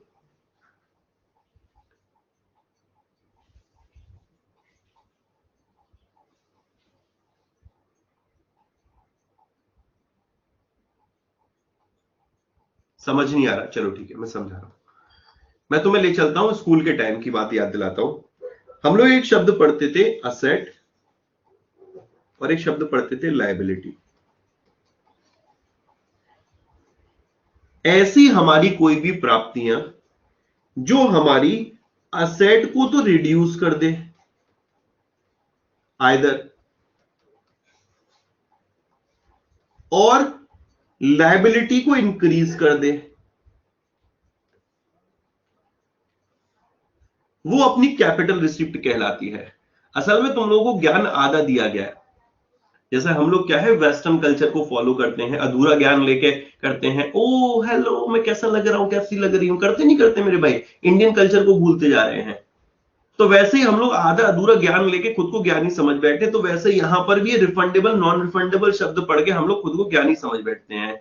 मैं जब पढ़ा था बजट, तो हमें भी जो हमारे गुरुदेव थे जिन्होंने समझाया था, वो सिर्फ इतना ही ज्ञान दिए थे, नॉन रिफंडेबल और रिफंडेबल। हमारी आदत थी मेरे भाई क्यों का सवाल पूछने की। तो हमने पूछा एक बार बताइए गुरुजी कि ये जो डिसइन्वेस्टमेंट है ये रिफंडेबल कैसे है। अब गुरुजी आगे चकते हैं, अरे भैया बाद में बताएंगे, पीएसएस में आना, क्लास के बाद आना तब बताएंगे। हमने कहा चलो ठीक है। फिर हम भाई पढ़ने बैठे और समझने की कोशिश की, तो समझ में आया कि एनसीईआरटी की एक बुक है, एनसीईआरटी की तुम इकोनॉमिक्स की बुक पढ़ेंगे तब आपको बजट का चैप्टर निकालना, उसमें समझ में आएगा। वहां डेफिनेशन दे रखी है कि कैपिटल रिसिप्ट वो रिसिप्ट होती है, कैपिटल रिसिप्ट वो रिसिप्ट होती है, मेरी बात को जरा शब्दों को गौर फरमाइएगा। कैपिटल रिसिप्ट या पूंजीगत प्राप्तियां वो प्राप्तियां होती हैं विच आइदर रिड्यूसेस असेट और इंक्रीजेस लायबिलिटी। या तो वो आपकी असेट को रिड्यूस कर रही है या फिर इंक्रीज कर रही है लायबिलिटी को। सर लायबिलिटी को इंक्रीज कर रही है तो इसका मतलब तो समझ में आ गया कि आपने जो लोन वाला पैसा लिया है, जो आपने लोन वाला पैसा लिया है वो आपकी लायबिलिटी को इंक्रीज कर रही है, इसलिए आपने यहां पर वर्ड यूज किया रिफंडेबल।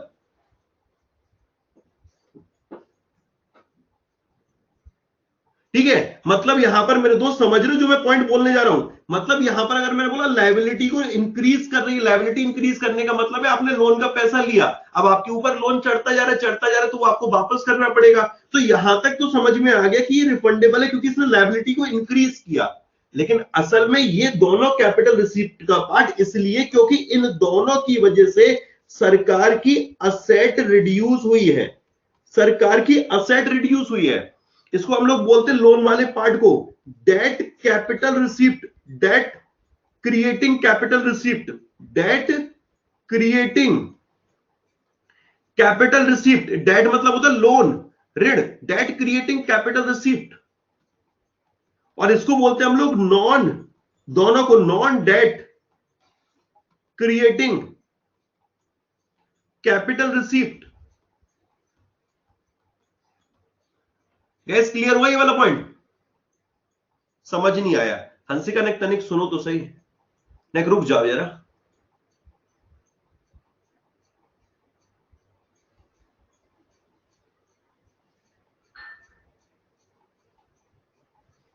LIC में का कितने % डिसइन्वेस्टमेंट हो सकता है? 10 बार कमेंट कर चुके हैं ऑफलाइन वाले सर ने, कंफ्यूजन क्रिएट किया है इसलिए पूछ रहे हैं। तो हर्ष क्या कंफ्यूजन क्रिएट किया पहले मुझे बता दे यार, एग्जांपल से समझाता हूं।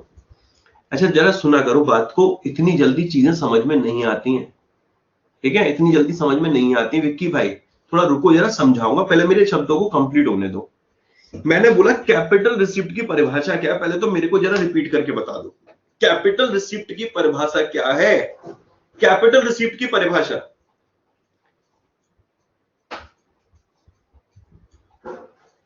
कैपिटल रिसिप्ट की परिभाषा क्या है जरा बता सकता है कोई मेरे को? ऐसी प्राप्ति, जो बोल रहा हूं उससे स्टेप, उसको स्टेप 1 मानिएगा। ऐसी कोई भी प्राप्तियां जो कि आपकी असेट को तो रिड्यूस कर दे। ये रिफंडेबल नॉन रिफंडेबल भूल जाओ, ये जुगाड़ू भाषा है। असल में जो एनसीईआरटी में लिखा वो समझा रहा हूं कि कैपिटल रिसिप्ट वो रिसिप्ट होती है विच आइदर रिड्यूसेस असेट, जो आपकी संपत्ति को कम कर दे और आपकी लायबिलिटी को इंक्रीज कर दे। ठीक है, लायबिलिटी को इंक्रीज कर दे। तो लोन जब सरकार ने लिया तो क्या लायबिलिटी इंक्रीज हुई कि नहीं हुई? मुझे यार ये बताओ बस तुम लोग, जब लोन लिया कि नहीं लिया? ए भाई लोन लिया तो लायबिलिटी इंक्रीज हुई कि नहीं हुई भाई? हुई।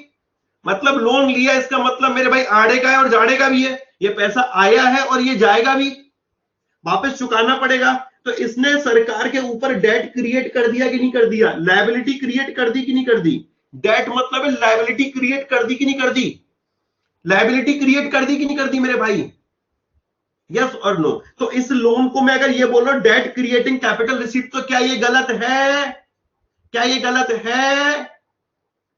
क्या ये गलत है भाई? मैं जब इस लोन को बोल रहा हूं डेट क्रिएटिंग कैपिटल रिसीप्ट, तो क्या ये गलत है? बिल्कुल सही है ना? यहां तक कोई डाउट? डेफिनेशन क्लियर है? लायबिलिटी इंक्रीज होने की वजह से लोन हमारा रिफंडेबल बना, ये क्लियर है मेरे भाई? इसीलिए हम लोगों ने कैपिटल रिसिप्ट में लोन वाले पार्ट को रिफंडेबल बोला, ये क्लियर है भाई? इसके लिए हम लोगों ने इसको डेट क्रिएटिंग कैपिटल रिसिप्ट बोला। ये 4 पॉइंट क्लियर है कि नहीं?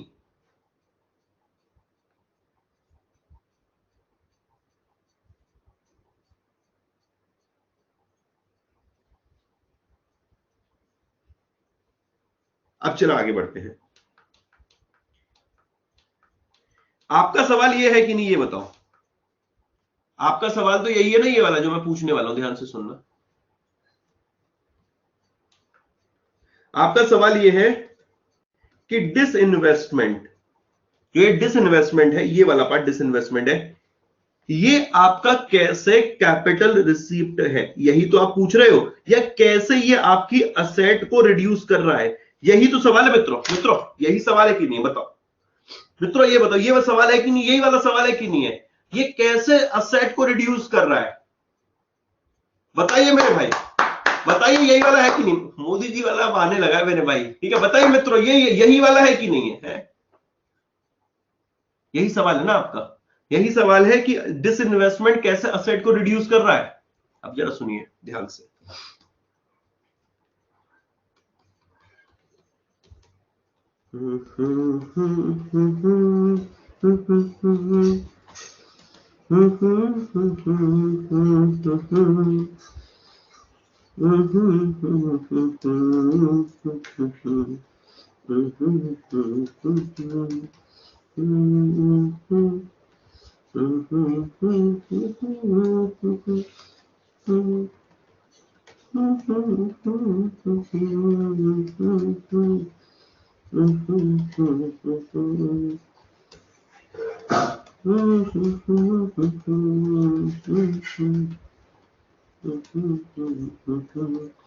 जरा ध्यान सुनिए, जब सरकार ने 90% इसमें कैपिटल ली, कोल इंडिया में लगाई, तो ये क्या कहलाया आपका?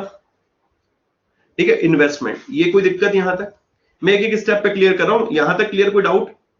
ये इन्वेस्टमेंट कहलाया, यहां तक कोई डाउट?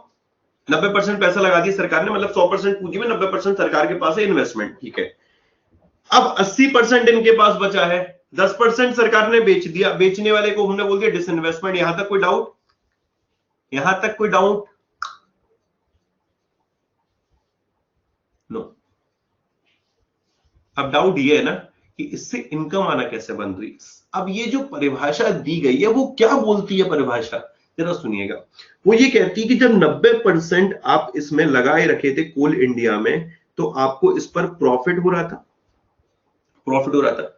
अब जब आपने 80% लगाया तो आपने कोल इंडिया में, अब भी आपके पास जो हो रहा है वो प्रॉफिट हो रहा है, लेकिन आपके पास जो प्रॉफिट हो रहा था, प्रॉफिट इज योर इनकम, अब आपकी जो इनकम है वो कितने परसेंट कम हो गई, प्रॉफिट आना कितने परसेंट कम हो गया। ये प्रॉफिट की कॉन्टेक्स्ट में बात कर रहा है, कितने परसेंट प्रॉफिट आना कम हो गया मेरे भाई।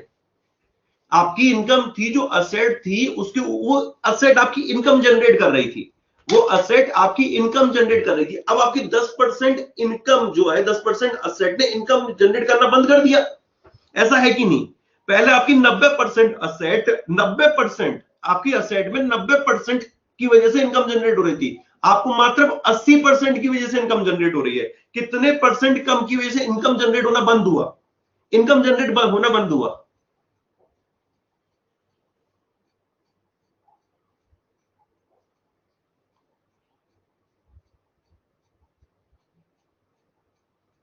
दस। अब यहां पर मतलब कहने का यह कि इस 10% की असेट ने इनकम जनरेट करना बंद कर दिया, इस 10% की असेट ने इनकम जनरेट करना बंद कर दिया, यस और नो?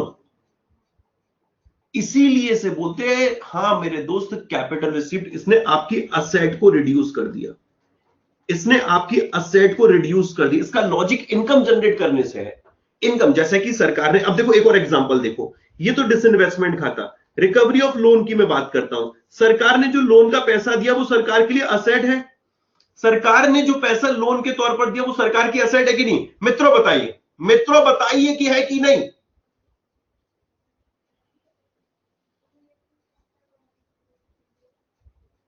है, है, है। बहुत बढ़िया मेरे दोस्त, है कि नहीं है?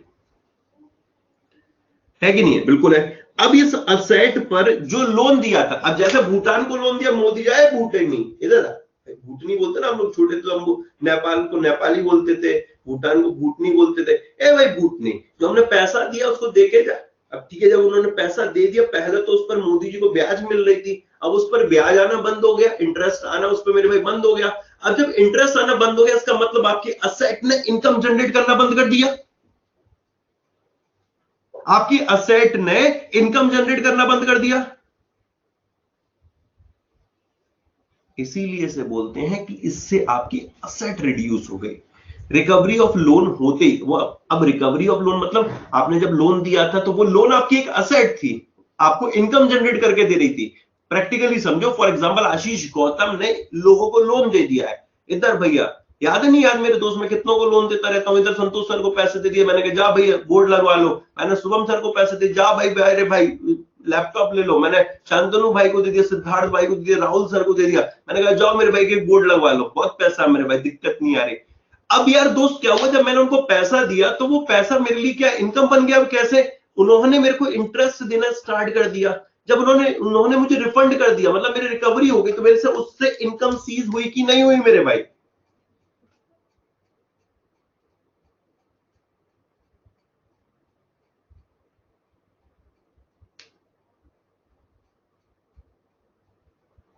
अब समझ में आए असेट रिड्यूस कैसे हुई?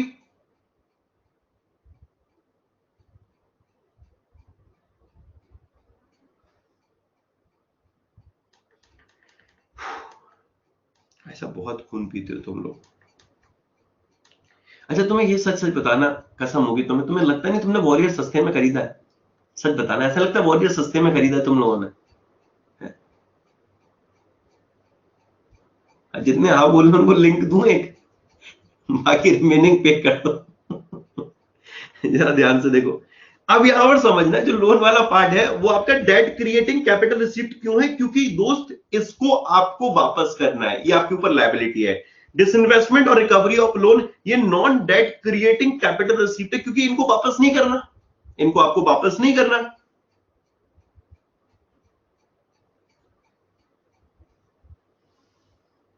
अब जरा देखो इसको, कैपिटल रिसीप्ट को पढ़ना, पढ़ो जरा ध्यान से। हर्ष कह रहा है एक क्वेश्चन का रिप्लाई तो मिलता नहीं है हमको। अच्छा तुमने गोल्ड वाली मेंबरशिप नहीं ली है, उसमें एक अलग था, उसमें अलग पैनल में ओपन होता, उसमें मैं आंसर देता रहता हूं। ओहो तुमने वो वाला मेंबरशिप नहीं लिया यार, तुम्हें वो वाली मेंबरशिप लेनी चाहिए थी। हर्ष उसमें पर्सनली तुम्हें एड्रेस भी तुम होता है, मैं पर्सनली सैटरडे संडे आता हूं, वहां पर जवाब देकर जाता हूं मेरे भाई। अब जरा कैपिटल रिसीप्ट पढ़ लो जल्दी से।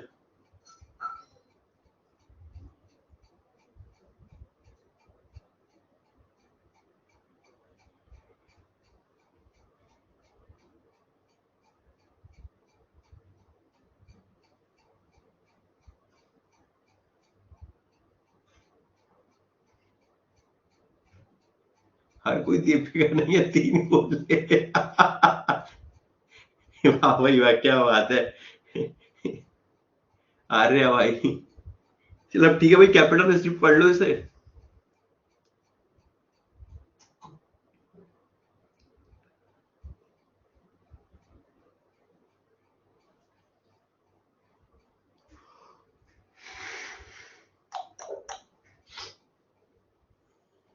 हो गया डन?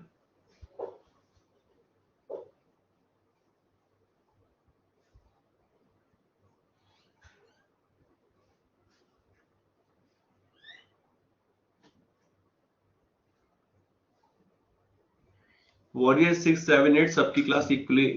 डिसइन्वेस्टमेंट में गवर्नमेंट को क्या फायदा होगा? गवर्नमेंट को फायदा ऐसा ही है कि तुम्हारे पिताजी ने क्या किया था, खेत लिया था, ठीक है, तुम्हारे पिताजी ने मतलब 100 बीघा 200 बीघा खेत लिया भाई, उस टाइम के किसान थे, पैसे वाले जमींदार व्यक्ति थे। अब उनके बच्चे पैदा हो गए, अब बच्चे थोड़े मॉडर्न पैदा हो गए, ठीक है, ओ माय गॉड हम थोड़ी खेती बाड़ी करेंगे, हमको तो भाई जॉब करनी है, चले गुड़गांव उड़गांव मेरे भाई, इस टाइप के बच्चे पैदा हो गए, ठीक है। अब हुआ क्या, अब उन्होंने कहा चलो पापा की संपत्ति को बेच लो, भाई बेच दो, तो भाई सरकार भी कर देती है मेरे दोस्त भाई। सिंपल शब्दों बहुत सिंपल वे, मतलब बाप दादाओं ने मेरे भाई पुरखों ने यहाँ पर खड़ा किया था और बहुत बढ़िया खड़ा किया था पीएसयू को, इतने बढ़िया को। अब बजाय उसके कि उसको और आगे बढ़ाने के, सरकार ने कहा चलो भैया बेच दो, इसे बेच दो तो ठीक है, कोई दिक्कत नहीं है, वही चल रहा है और क्या है, ठीक है। अब हाथ में दर्द तो हाथ काटा थोड़ी जाता है भाई, इलाज करो, अगर इलाज नहीं कर सकते इसका मतलब यू आर नॉट कैपेबल मेरे दोस्त, सिंपल शब्दों में बोले। कहे कौन? Government also receive money by way of loan and from sale of its asset. ये समझ में आया? By way of loan and sale of its asset, भाई सरकार किस तरीके से पैसे प्राप्त करती है, अपनी संपत्ति को बेचकर। अब सेल ऑफ इट्स असेट मतलब क्या? डिसइन्वेस्टमेंट की बात कर रही है, और बाय वे ऑफ लोन मतलब रिकवरी ऑफ लोन की बात कर रही है, ठीक है। क्लियर हुआ दोस्त यहां तक? नेक्स्ट देखना, loan will have to be returned to agencies from which they have been borrowed, World Bank, IMF, ADB, AIIB, okay, thus they create liability। अब भाई ये वाला पॉइंट तो समझ में आ गया होगा, ये पहला ही वाला पॉइंट है, लोन वाला, create liability. Sale of government asset like sale of shares in public sector undertaking which is referred to as PSU, disinvestment, reduce total amount of financial asset. ये शब्द मेरे मुंह से स्किप हो गया था, असल में ये है कि जब ये यहां पर हम लोग पढ़ रहे थे what is the meaning of capital receipt, तो वहां लिखना कि आइदर क्रिएट लायबिलिटी और reduce financial asset. Recovery of loan क्या है भाई? वो आपकी फाइनेंशियल असेट थी लोन, अब वो क्रिएट करके आपको पैसा दे रहा था। अब असेट दो प्रकार की हो गई, जैसे आशीष गौतम ने अभी एक घर खरीदा है, एक प्लॉट खरीदा मेरे दोस्त, तो वो उसकी क्या फिजिकल असेट है, उसने इन्वेस्टमेंट किया। अब आशीष गौतम ने किसी कंपनी के शेयर्स खरीद लिए, वो उसकी फाइनेंशियल असेट हो गई, ओके। अब इसी तरीके से सरकार ने जो लोन दिया वो उसकी फाइनेंशियल असेट थी, तो फाइनेंशियल असेट रिड्यूस हो गई, तो ये कैपिटल रिसीप्ट है, ओके। इन्वेस्टमेंट किया था, वो उसकी फाइनेंशियल असेट क्रिएट हुई, अब उससे बेच दिया उससे, तो भाई फाइनेंशियल असेट रिड्यूस हो गई। हर्ष तेरा क्वेश्चन एक काम करी, तू मेरे को 8126580408 पे भेज दियो, 81265808, मेरे को उसको देखना पड़ेगा, क्योंकि अभी तक मैंने इस तरीके के कॉन्सेप्ट जो तुम बोल रहे हो वो तो नहीं सुना मेरे दोस्त, बट फिर भी मैं एक बार देख लूंगा। 8126580408, क्या पता तुम कुछ और बोल रहे हो, मेरे को कुछ समझ में आ रहा हो।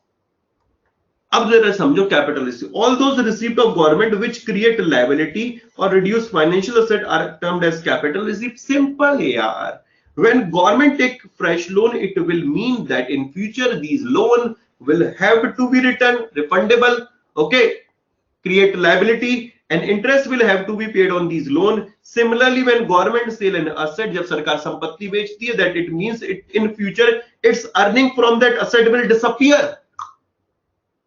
शेयर्स पर डिविडेंड मिलना बंद, इन्वेस्टमेंट के बाद प्रॉफिट मिलना बंद, तो आपका जो रिटर्न होगा वो डिसअपियर हो जाएगा. And these receipt can be debt creating, non debt creating. तो जो लोन वाला पार्ट है वो डेट क्रिएटिंग, और रिकवरी ऑफ लोन वाला, और रिकवरी ऑफ लोन वाला, डिसइन्वेस्टमेंट वाला नॉन डेट क्रिएटिंग. समझ में आया?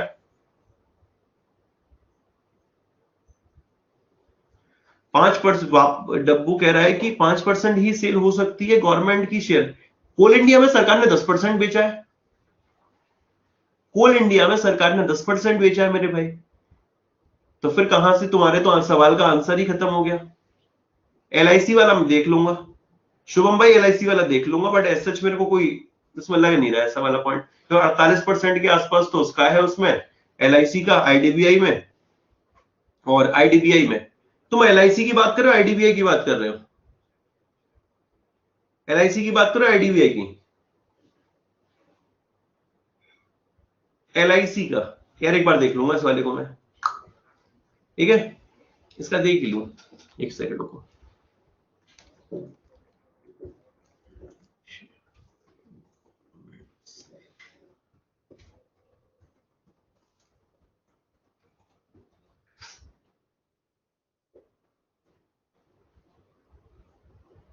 यार तो 25% दिखा रहा है यार. Government plan to sell 25% stake in LIC in phases.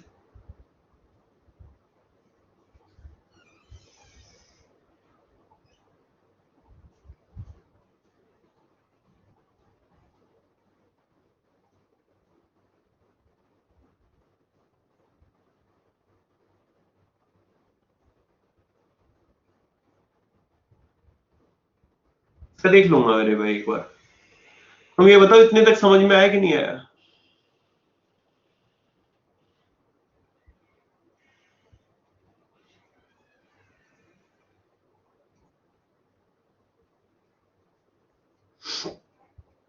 कोई डाउट है रेवेन्यू रिसिप्ट और कैपिटल रिसिप्ट में?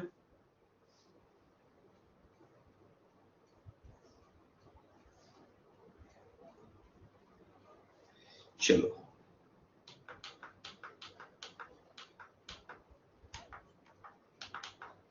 ये वाला पार्ट क्लियर हो गया आपके? ये जो है, ये मतलब रिसिप्ट वाला पार्ट क्लियर हो गया?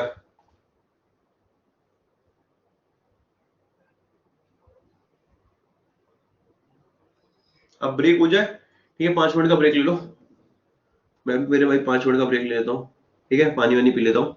4:17 पे मिलते हैं, ओके? 4:17 पे.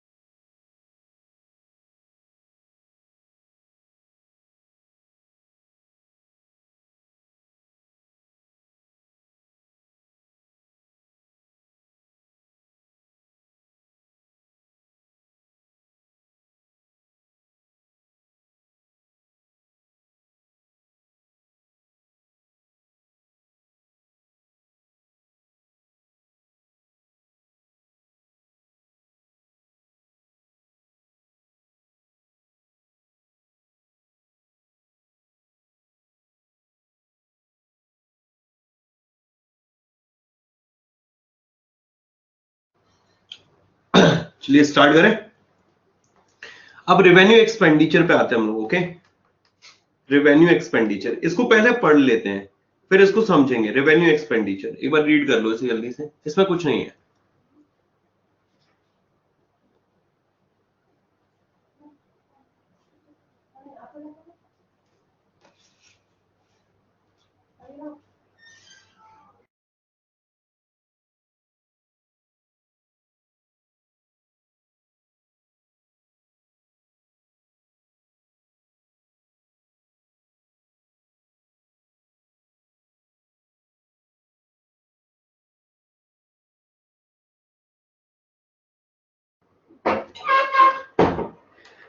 हो गया डन।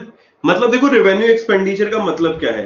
रेवेन्यू एक्सपेंडिचर वो एक्सपेंडिचर होते हैं जिनका पर्पस होता है कोई भी फिजिकल और फाइनेंशियल असेट क्रिएट करना।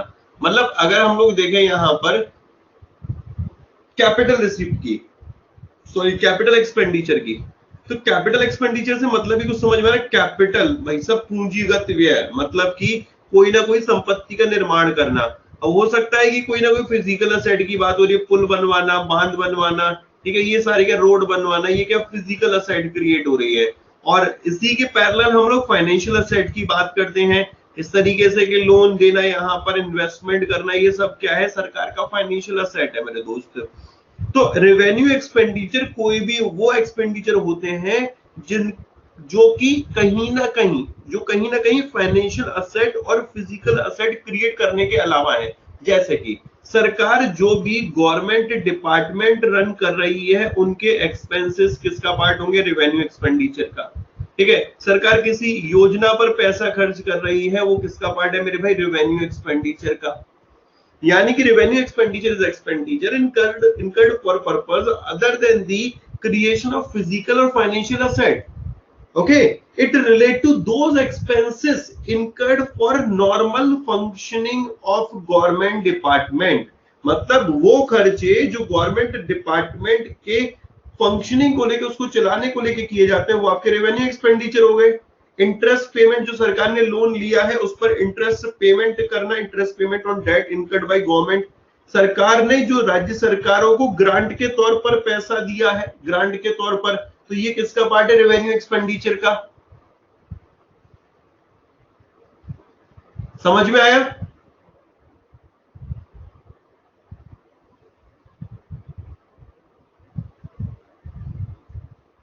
क्लियर हुआ?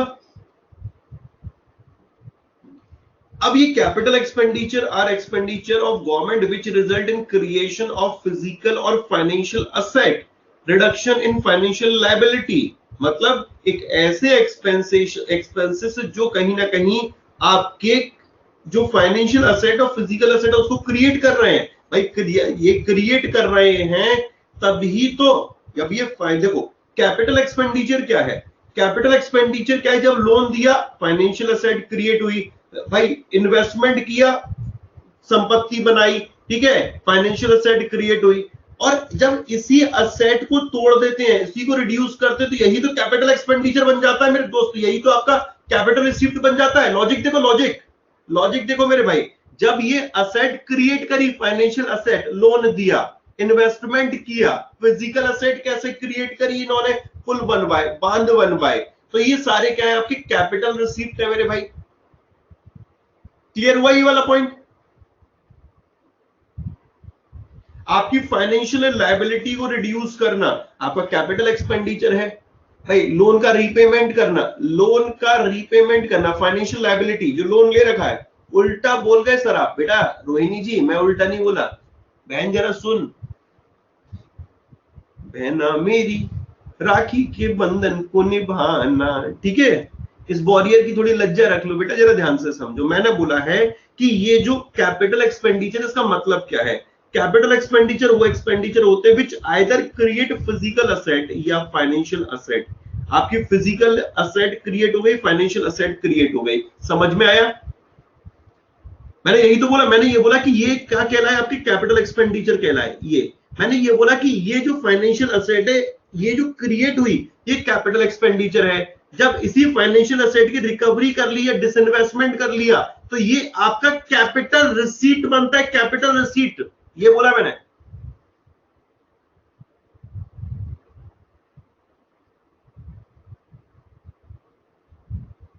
विश्वकर्मा ये शब्द अच्छे नहीं है, दिल तोड़ दिया आपने।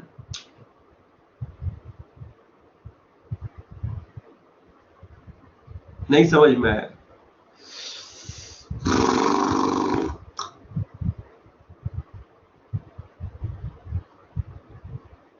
हाँ जी, आप ही को बोल रहे हैं पूजा जी।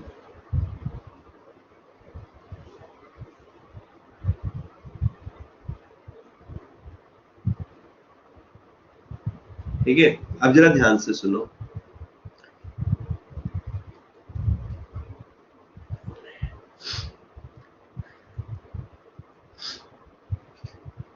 सरकार ने लोन दिया, इन्वेस्टमेंट किया, इससे उसकी फिजिकल असेट और फाइनेंशियल असेट, जैसे लोन से तो फाइनेंशियल असेट और इससे क्रिएट हुई कि नहीं क्रिएट हुई।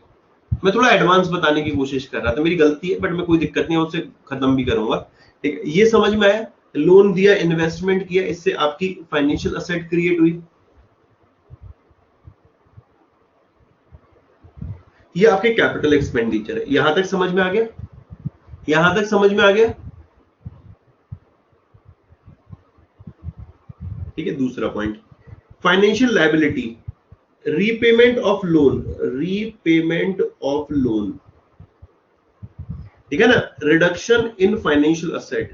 तो जो ये फाइनेंशियल लायबिलिटी, जब ये जो लोन लिया है उसका जब रीपेमेंट कर रहे हैं, तो ये भी किसका पार्ट है? आपके कैपिटल एक्सपेंडिचर का। यस और नो?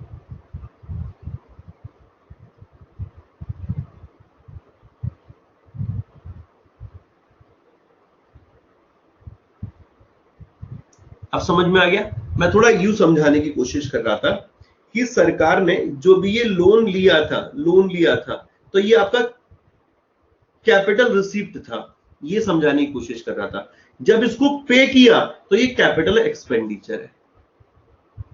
जब सरकार ने लोन लिया था तो ये आपका कैपिटल रिसीप्ट था, रिफंडेबल था। जब वापस किया तो ये आपका कैपिटल एक्सपेंडिचर है, ये समझाने की कोशिश कर रहा था। सरकार ने जब लोन दिया दिया दिल ना दिया, ओ बोलो ना वाले, याद आ रहा है मेरे भाई? लोन दिया, ठीक है, इन्वेस्टमेंट किया, लोन दिया, इन्वेस्टमेंट किया, तो ये क्या है? सरकार का दोस्त, ये कैपिटल एक्सपेंडिचर है। जब इसकी रिकवरी हुई, भाई इन्वेस्टमेंट में से डिसइन्वेस्टमेंट किया और लोन में से मेरे दोस्त इन्होंने रिकवरी करी, तो ये क्या बन गया? ये क्या बन गया मेरे दोस्त? ये कैपिटल रिसिप्ट बन गया। मतलब मैं लॉजिक समझा रहा हूं कि कैपिटल एक्सपेंडिचर कैपिटल रिसिप्ट से ही तो बन रहे हैं। प्रैक्टिकली देखो, कैपिटल एक्सपेंडिचर कैपिटल रिसिप्ट से ही तो बन रहे हैं। ये समझाने की कोशिश कर रहा हूं, मैं कोरिलेट कर रहा हूं चीजों को। बाकी कैपिटल एक्सपेंडिचर तो सिंपल है कि भाई आपने कोई संपत्ति बनाई है तो वो आपका कैपिटल एक्सपेंडिचर है, कोई आपने अपना लोन रीपे कर दिया, फाइनेंशियल लायबिलिटी रिड्यूस कर दी, तो वो आपका कैपिटल एक्सपेंडिचर है। Okay, in this include expenditure on the acquisition of land, भूमि खरीद ली, एक्वायर कर ली, बिल्डिंग ले ली, मशीनरी ले ली, इक्विपमेंट ले लिया, इन्वेस्टमेंट कर दिया शेयर्स में, तो ये कैपिटल एक्सपेंडिचर है। लोन एंड एडवांसेस दे दिए भाई साहब, ये आपके कैपिटल एक्सपेंडिचर है। ये सब आपके कैपिटल एक्सपेंडिचर है। आया समझ में?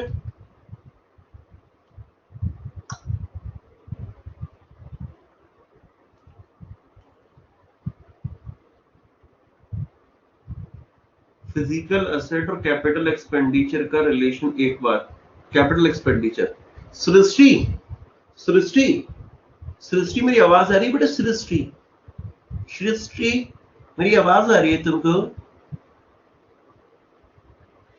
बेटा कल ना तुम्हारी शादी होने वाली है, बाबुल की दुआएं लेती जा, जहां तुझको सुखी संसार मिले। तो बेटा तुम्हें दहेज में तुमने ना एक उनको वरना गाड़ी दी, वरना, ठीक है, वरना, वरना समझते हो ना, वरना बेटा, ठीक है। तो वर को वरना दी, तो वो जो तुम्हारे लिए क्या है, वो एक एक्सपेंडिचर है कि नहीं है, लेकिन उससे तुम्हारी एक असेट बन गई, एक संपत्ति बन गई, तो वो बेटा फिजिकल असेट है आपकी, फिजिकल असेट है। आपके पास एक्सपेंसेस भी किया और आपकी संपत्ति भी बन गई। ओके, क्लियर हो गया? अब आते हैं आगे। अब आपके एग्जाम का क्वेश्चन पढ़ाने जा रहा हूं मैं आपको। अच्छा एक बात बताओ, 500 रुपए खर्चा और 400 रुपए इनकम, ये 100 रुपए माइनस में क्या हो जाएगा?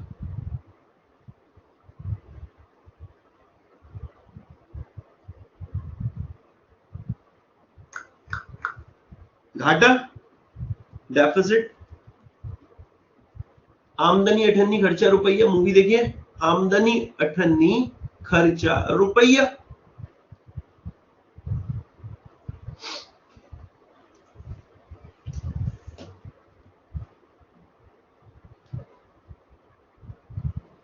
ओके, तो अब जरा देखना, एक्सपेंसेस कितने हैं 500, इनकम कितनी है 400, और डेफिसिट, हम लोग डेफिसिट स्टडी करने जा रहे हैं कि भारत का जो बजट बनता है वो डेवलपिंग कंट्री है दोस्तों, उनका जो एक्सपेंड बजट बनता है वो डेफिसिट बजट है। कैसा डेफिसिट बजट है? And there are 4 types of deficit. उन डेफिसिट को हम लोग यहां पर पढ़ेंगे। Revenue deficit, budgetary deficit, fiscal deficit और प्राइमरी डेफिसिट। जितने जिन्होंने भी क्लर्क का एग्जाम दिया था लास्ट ईयर, उनको ये याद है फिस्कल डेफिसिट का फॉर्मूला पूछा गया था आपके एग्जाम में। फिस्कल डेफिसिट का फॉर्मूला पूछा गया था आपके एग्जाम में, याद है? अब जरा उसे समझते हैं। सबसे पहले आते हैं रेवेन्यू डेफिसिट पे। रेवेन्यू डेफिसिट का मतलब है revenue expenditure minus revenue received. आज तक बजट से डर लगता था, कुछ समझ नहीं आता था, समझ आ गया। अच्छा,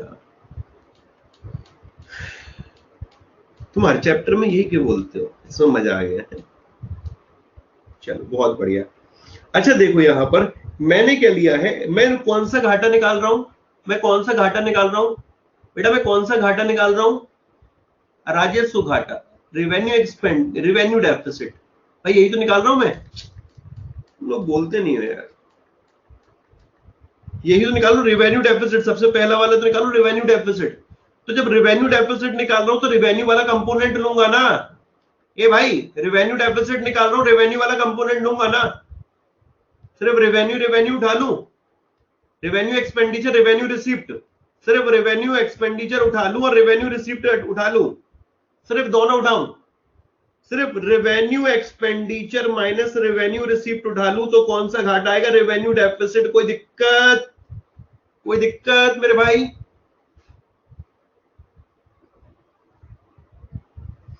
सिर्फ रेवेन्यू रेवेन्यू उठा लिया मैंने। अब देखो, total expenditure minus total receipt is equal to budgetary deficit. Total expenditure minus total receipt is equal to budgetary deficit. Total expenditure यानी कि revenue expenditure plus capital expenditure, receipt यानी total revenue receipt plus capital receipt is equal to budgetary deficit. Clear मेरे भाई?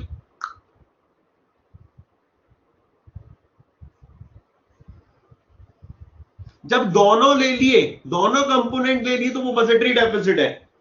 जब दोनों component ले लिए वो बजटरी डेफिसिट है, और जब सिर्फ रेवेन्यू रेवेन्यू लिया तो वो रेवेन्यू डेफिसिट है। बहुत सिंपल है यार।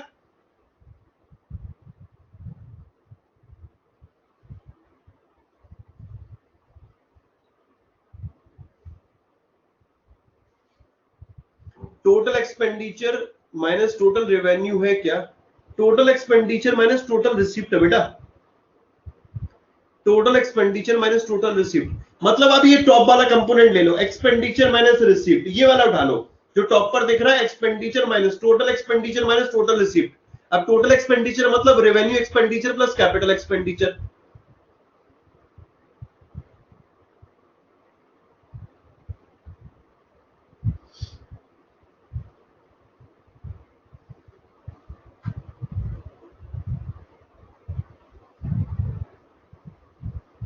बीडी क्या बेटा? Budgetary deficit. बजटरी डेफिसिट ये रहा, रेवेन्यू डेफिसिट और बजटरी डेफिसिट, ये दो क्लियर हुए?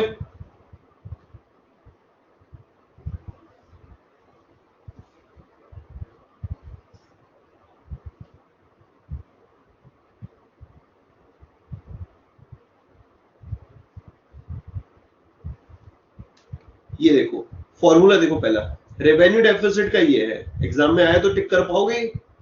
एग्जाम में आया ऑप्शन में टिक कर पाओगे इसे?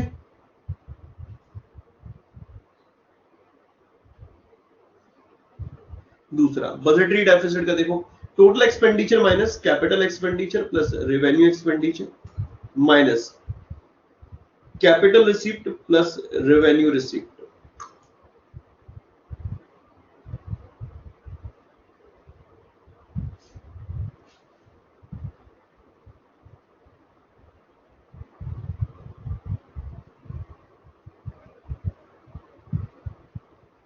क्लियर? सर बजट वाले एग्जाम में आया था, टैक्स इंस्पेक्टर वाले में। अरे वाह, बहुत बढ़िया, सब में आता है यार। तो थोड़ा बहुत यार ना ज्ञान हमें भी है, तो वही पढ़ा देते हैं, वही आ जाता है, तो तुम लोग मोहब्बत करने लगते हो, बाकी ज्यादा ज्ञान नहीं। अब जरा ध्यान से सुनना आगे का। एक बात देखो, बहुत लॉजिकल बात बताने यार, उसे ध्यान से सुनना।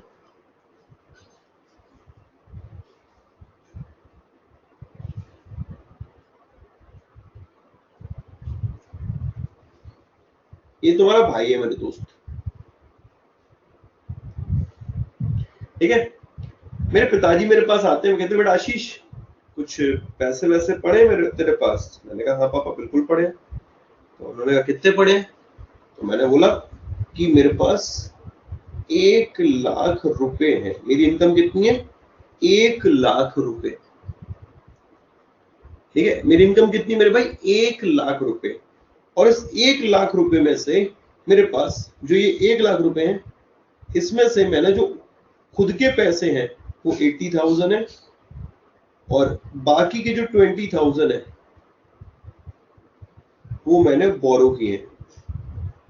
जो अपने शुभम सर है, रीजनिंग पढ़ाते हैं, ठीक है? सुबह 11 बजे और रात को मेरे भाई 11 बजे, रात को 10 बजे, ठीक है? शुभम सर है, इनसे बोरो किए हैं। तो मेरे पिताजी को मैंने कितनी अपनी इनकम बताई है? 1,00,000 रुपए। मैंने इनकम कितनी बताई है मेरे भाई? अपनी टोटल प्राप्तियां टोटल, ये ज्यादा बेहतर शब्द है, 1,00,000 रुपए। उसमें से मेरा कितना है? इसमें से मेरा कितना है मेरे भाई? मेरा कितना है? अरे बोलो। 80,000। और उधारियां कितनी है इसमें? 20,000। उधारी कितनी? 20,000। मेरे खर्चे हो गए 1,50,000 रुपए। खर्चे कितने हो गए मेरे भाई? 1,50,000 रुपए। खर्चे कितने हो गए मेरे दोस्त? 1,50,000 रुपए।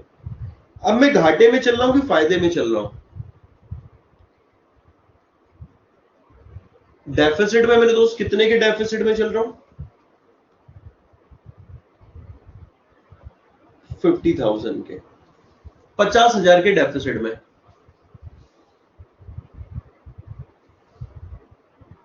50,000 के डेफिसिट में चल रहा हूं, ठीक है? 50,000 के। अब ये डेफिसिट निकला कैसे? डेफिसिट यू निकला ये कि रिसीट माइनस एक्सपेंडिचर, ठीक है? रिसीट कितनी थी मेरी? 1,00,000। और एक्सपेंडिचर कितने थे मेरे? 1,50,000। मेरा घाटा कितना बना? 50,000। यहां तक कोई डाउट?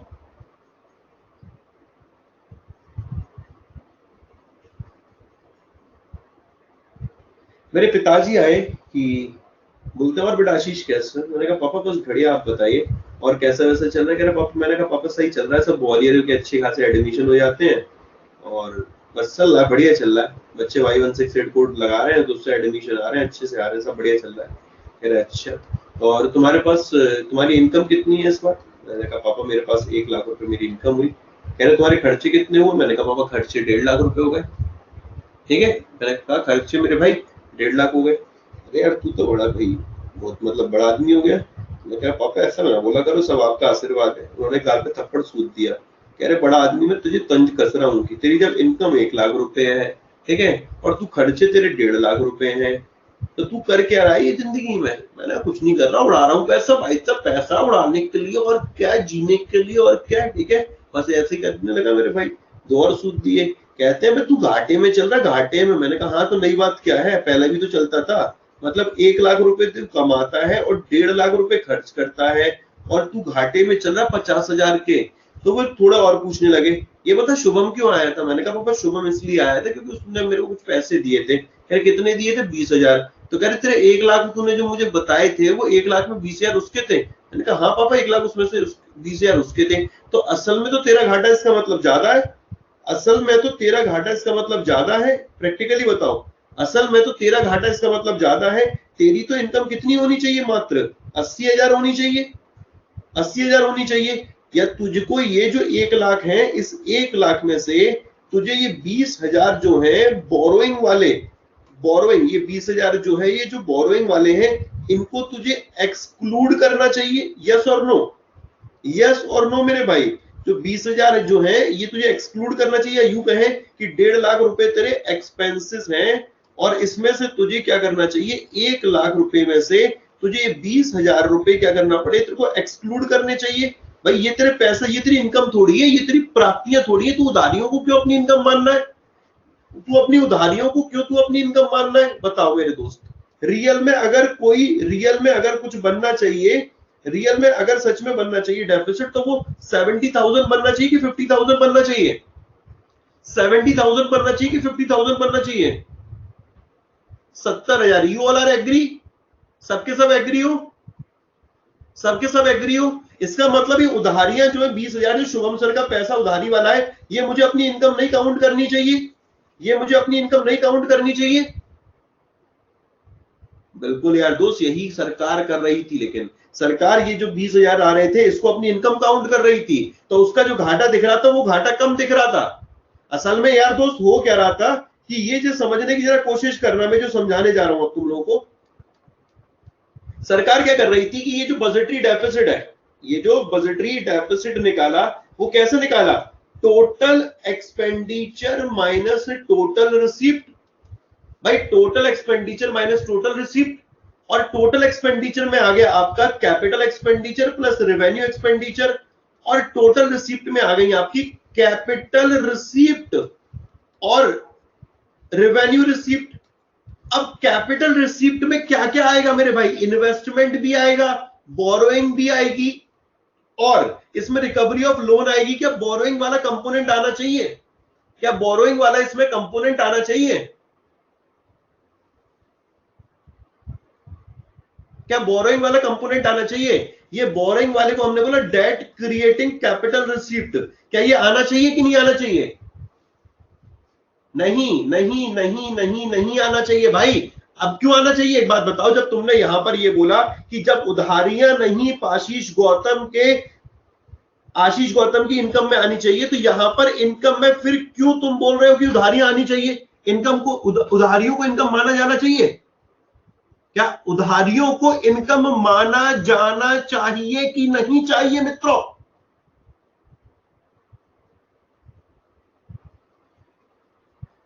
क्यों, क्योंकि इसको आपको भविष्य में रिटर्न करना है, तो ये आपकी इनकम कैसे हुई। सरकार फिर एक नया फॉर्मूला लेकर आई फिस्कल डेफिसिट का, वो क्या कहता है, total expenditure minus total received. Okay, अब जरा देखना कौन सा, total expenditure minus capital expenditure plus revenue expenditure. ये तो सेम सेम है, ये तो सेम सेम है। अब यहां पर देखना टोटल में, यहां पर रेवेन्यू रिसीप्ट तो आ गई, ये तो एज इट इज रख दी। अब कैपिटल रिसीप्ट की बात करते हैं, ठीक है, कैपिटल रिसीप्ट। अब ये जो कैपिटल रिसीप्ट वाला पार्ट आएगा, इसमें कौन सा पार्ट आएगा, इसमें कौन सा पार्ट आएगा, सिर्फ यार जरा ध्यान से देखना, इसमें ओनली आएगा आपका capital receipt excluding borrowing, excluding borrowing. समझ में आया मेरे भाई, समझ में आया। अब फिस्कल डेफिसिट कहलाया कि टोटल एक्सपेंडिचर, ये तो समझ में आ गया, लेकिन जो रेवेन्यू रिसीप्ट है वो तो रेवेन्यू रिसीप्ट रही, प्लस आपने यहां पर रख दिया क्या, non debt creating capital receipt. समझ में आया मेरे दोस्त, जो बोरो करते हैं वो एक्सक्लूड कर देंगे, total expenditure minus total receipt excluding borrowing, या दूसरे शब्दों में एक्सक्लूडिंग बोरोइंग या excluding debt creating capital receipt, excluding debt creating capital receipt. Borrowing बोले, डेट क्रिएटिंग कैपिटल रिसीप्ट बोलिए, लोन काउंट नहीं होगा, तभी तो फॉर्मूला बनता है ये वाला। टोटल एक्सपेंडिचर यानी कि capital expenditure plus revenue expenditure minus revenue receipt, ये तो ठीक है रेवेन्यू रिसिप्ट, प्लस क्या करेंगे non debt creating capital receipt. कौन सी वाली हट गई यहां से, एक्सक्लूड हो गई, डेट क्रिएटिंग कैपिटल रिसिप्ट। सच बताना, सच में समझ में आया कि फॉर्मूला नहीं आया ये वाला?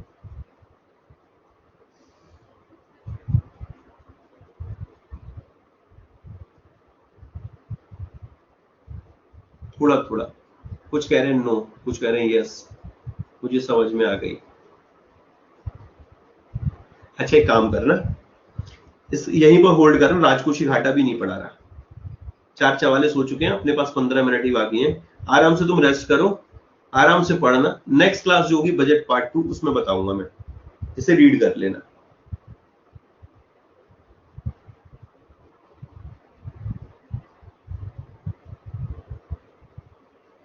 ओके बेटा, हेडलाइन इन्फ्लेशन नेक्स्ट क्लास में बता देता हूं, डोंट वरी, नेक्स्ट क्लास में कंप्लीट हेडलाइन और ये सारी चीजें, वो कंसेप्चुअल है ना, क्योंकि नेक्स्ट क्लास में बजट मुश्किल से मुश्किल 45 मिनट का है। कंसोलिडेटेड फंड, कंटिजेंसी फंड और ये पब्लिक अकाउंट फंड बताना है, इसमें थोड़ा सा काम है, उसके बाद आधा घंटे में वो लिखवा दूंगा, तो उसके बाद फिर इन्फ्लेशन ही पढ़ाऊंगा। आपका तेल निकल गया, समझाए समझाते नहीं। नहीं सचिन, मैं बताऊं सचिन, मुझे कभी जिंदगी में कभी ये लगता ही नहीं कि मैं परेशान हो रहा हूँ, वो मैं थोड़ा मजे लेने के लिए, फिरकी लेने के लिए बोल देता हूँ। बट अगर तुम मुझसे बोलोगे 18 घंटे पढ़ाने के लिए, मैं 18 घंटे भी उसी स्टाइल में पढ़ाऊंगा जिस स्टाइल में पढ़ाता हूँ, क्योंकि मुझे पढ़ाने में मजा आता है। ठीक है, तो जो जहां मेरे को जो चीज नहीं मिली, मैं वो चाहता हूँ वो हर चीज आप लोगों को मिले, और आप सिलेक्शन लो आराम से, तबीयत से मेरे भाई, पैसा कमाओ ढंग से, जिंदगी में ऐश करो। ठीक है, ऐसा ना हो कि बस देखो, जिंदगी में एक बात हमेशा याद रखना, हमारे मित्र हैं वो भी ये वाली बात बोलते हैं कि अमीर बनना अच्छा है, लेकिन जवानी में अमीर बनना उससे भी ज्यादा अच्छा है। ये ना हो कि भाई पैसा कमा रहे हैं जोड़ते चले जा रहे, बच्चों के लिए करेंगे, अब बच्चों पूत कपूत क्या धन सींचा, हमारे पिताजी ने भी यही कहा, वही हम कहते हैं आगे मेरे दोस्त। हाँ, लेकिन अब हमारी सोच ये है कि कुछ करना है बढ़िया, कि आने वाली पीढ़ियों के लिए भी बढ़िया है। लेकिन फिर भी मेरे दोस्त, तुम हमेशा ये बात याद रखना, हमेशा जिंदगी में अपनी जिंदगी को त्याग में मत बदल देना, हमेशा के लिए अपने लिए भी थोड़ा वक्त निकालना। ठीक है, अपने लिए भी वक्त निकालना, नहीं तो फिर जिंदगी भर बड़े संघर्ष में ही निकलेगी, और निकली आई है। ठीक है, मैं कोशिश करता हूँ, मैं तो बहुत त्याग में नहीं निकाल पाता हूँ, मतलब मैं बहुत निकालता हूँ मेरे दोस्त, बट फिर भी मैं कोशिश करूंगा अपने लिए वक्त निकालूं, क्योंकि वक्त निकाला करो तुम। इंटेंट गलत नहीं था, पर सॉरी सर, अरे नहीं नहीं विश्वकर्मा जी, डोंट वरी, मुझे बुरा नहीं लगता, मजे लेता हूँ उसमें। ठीक है, चलो,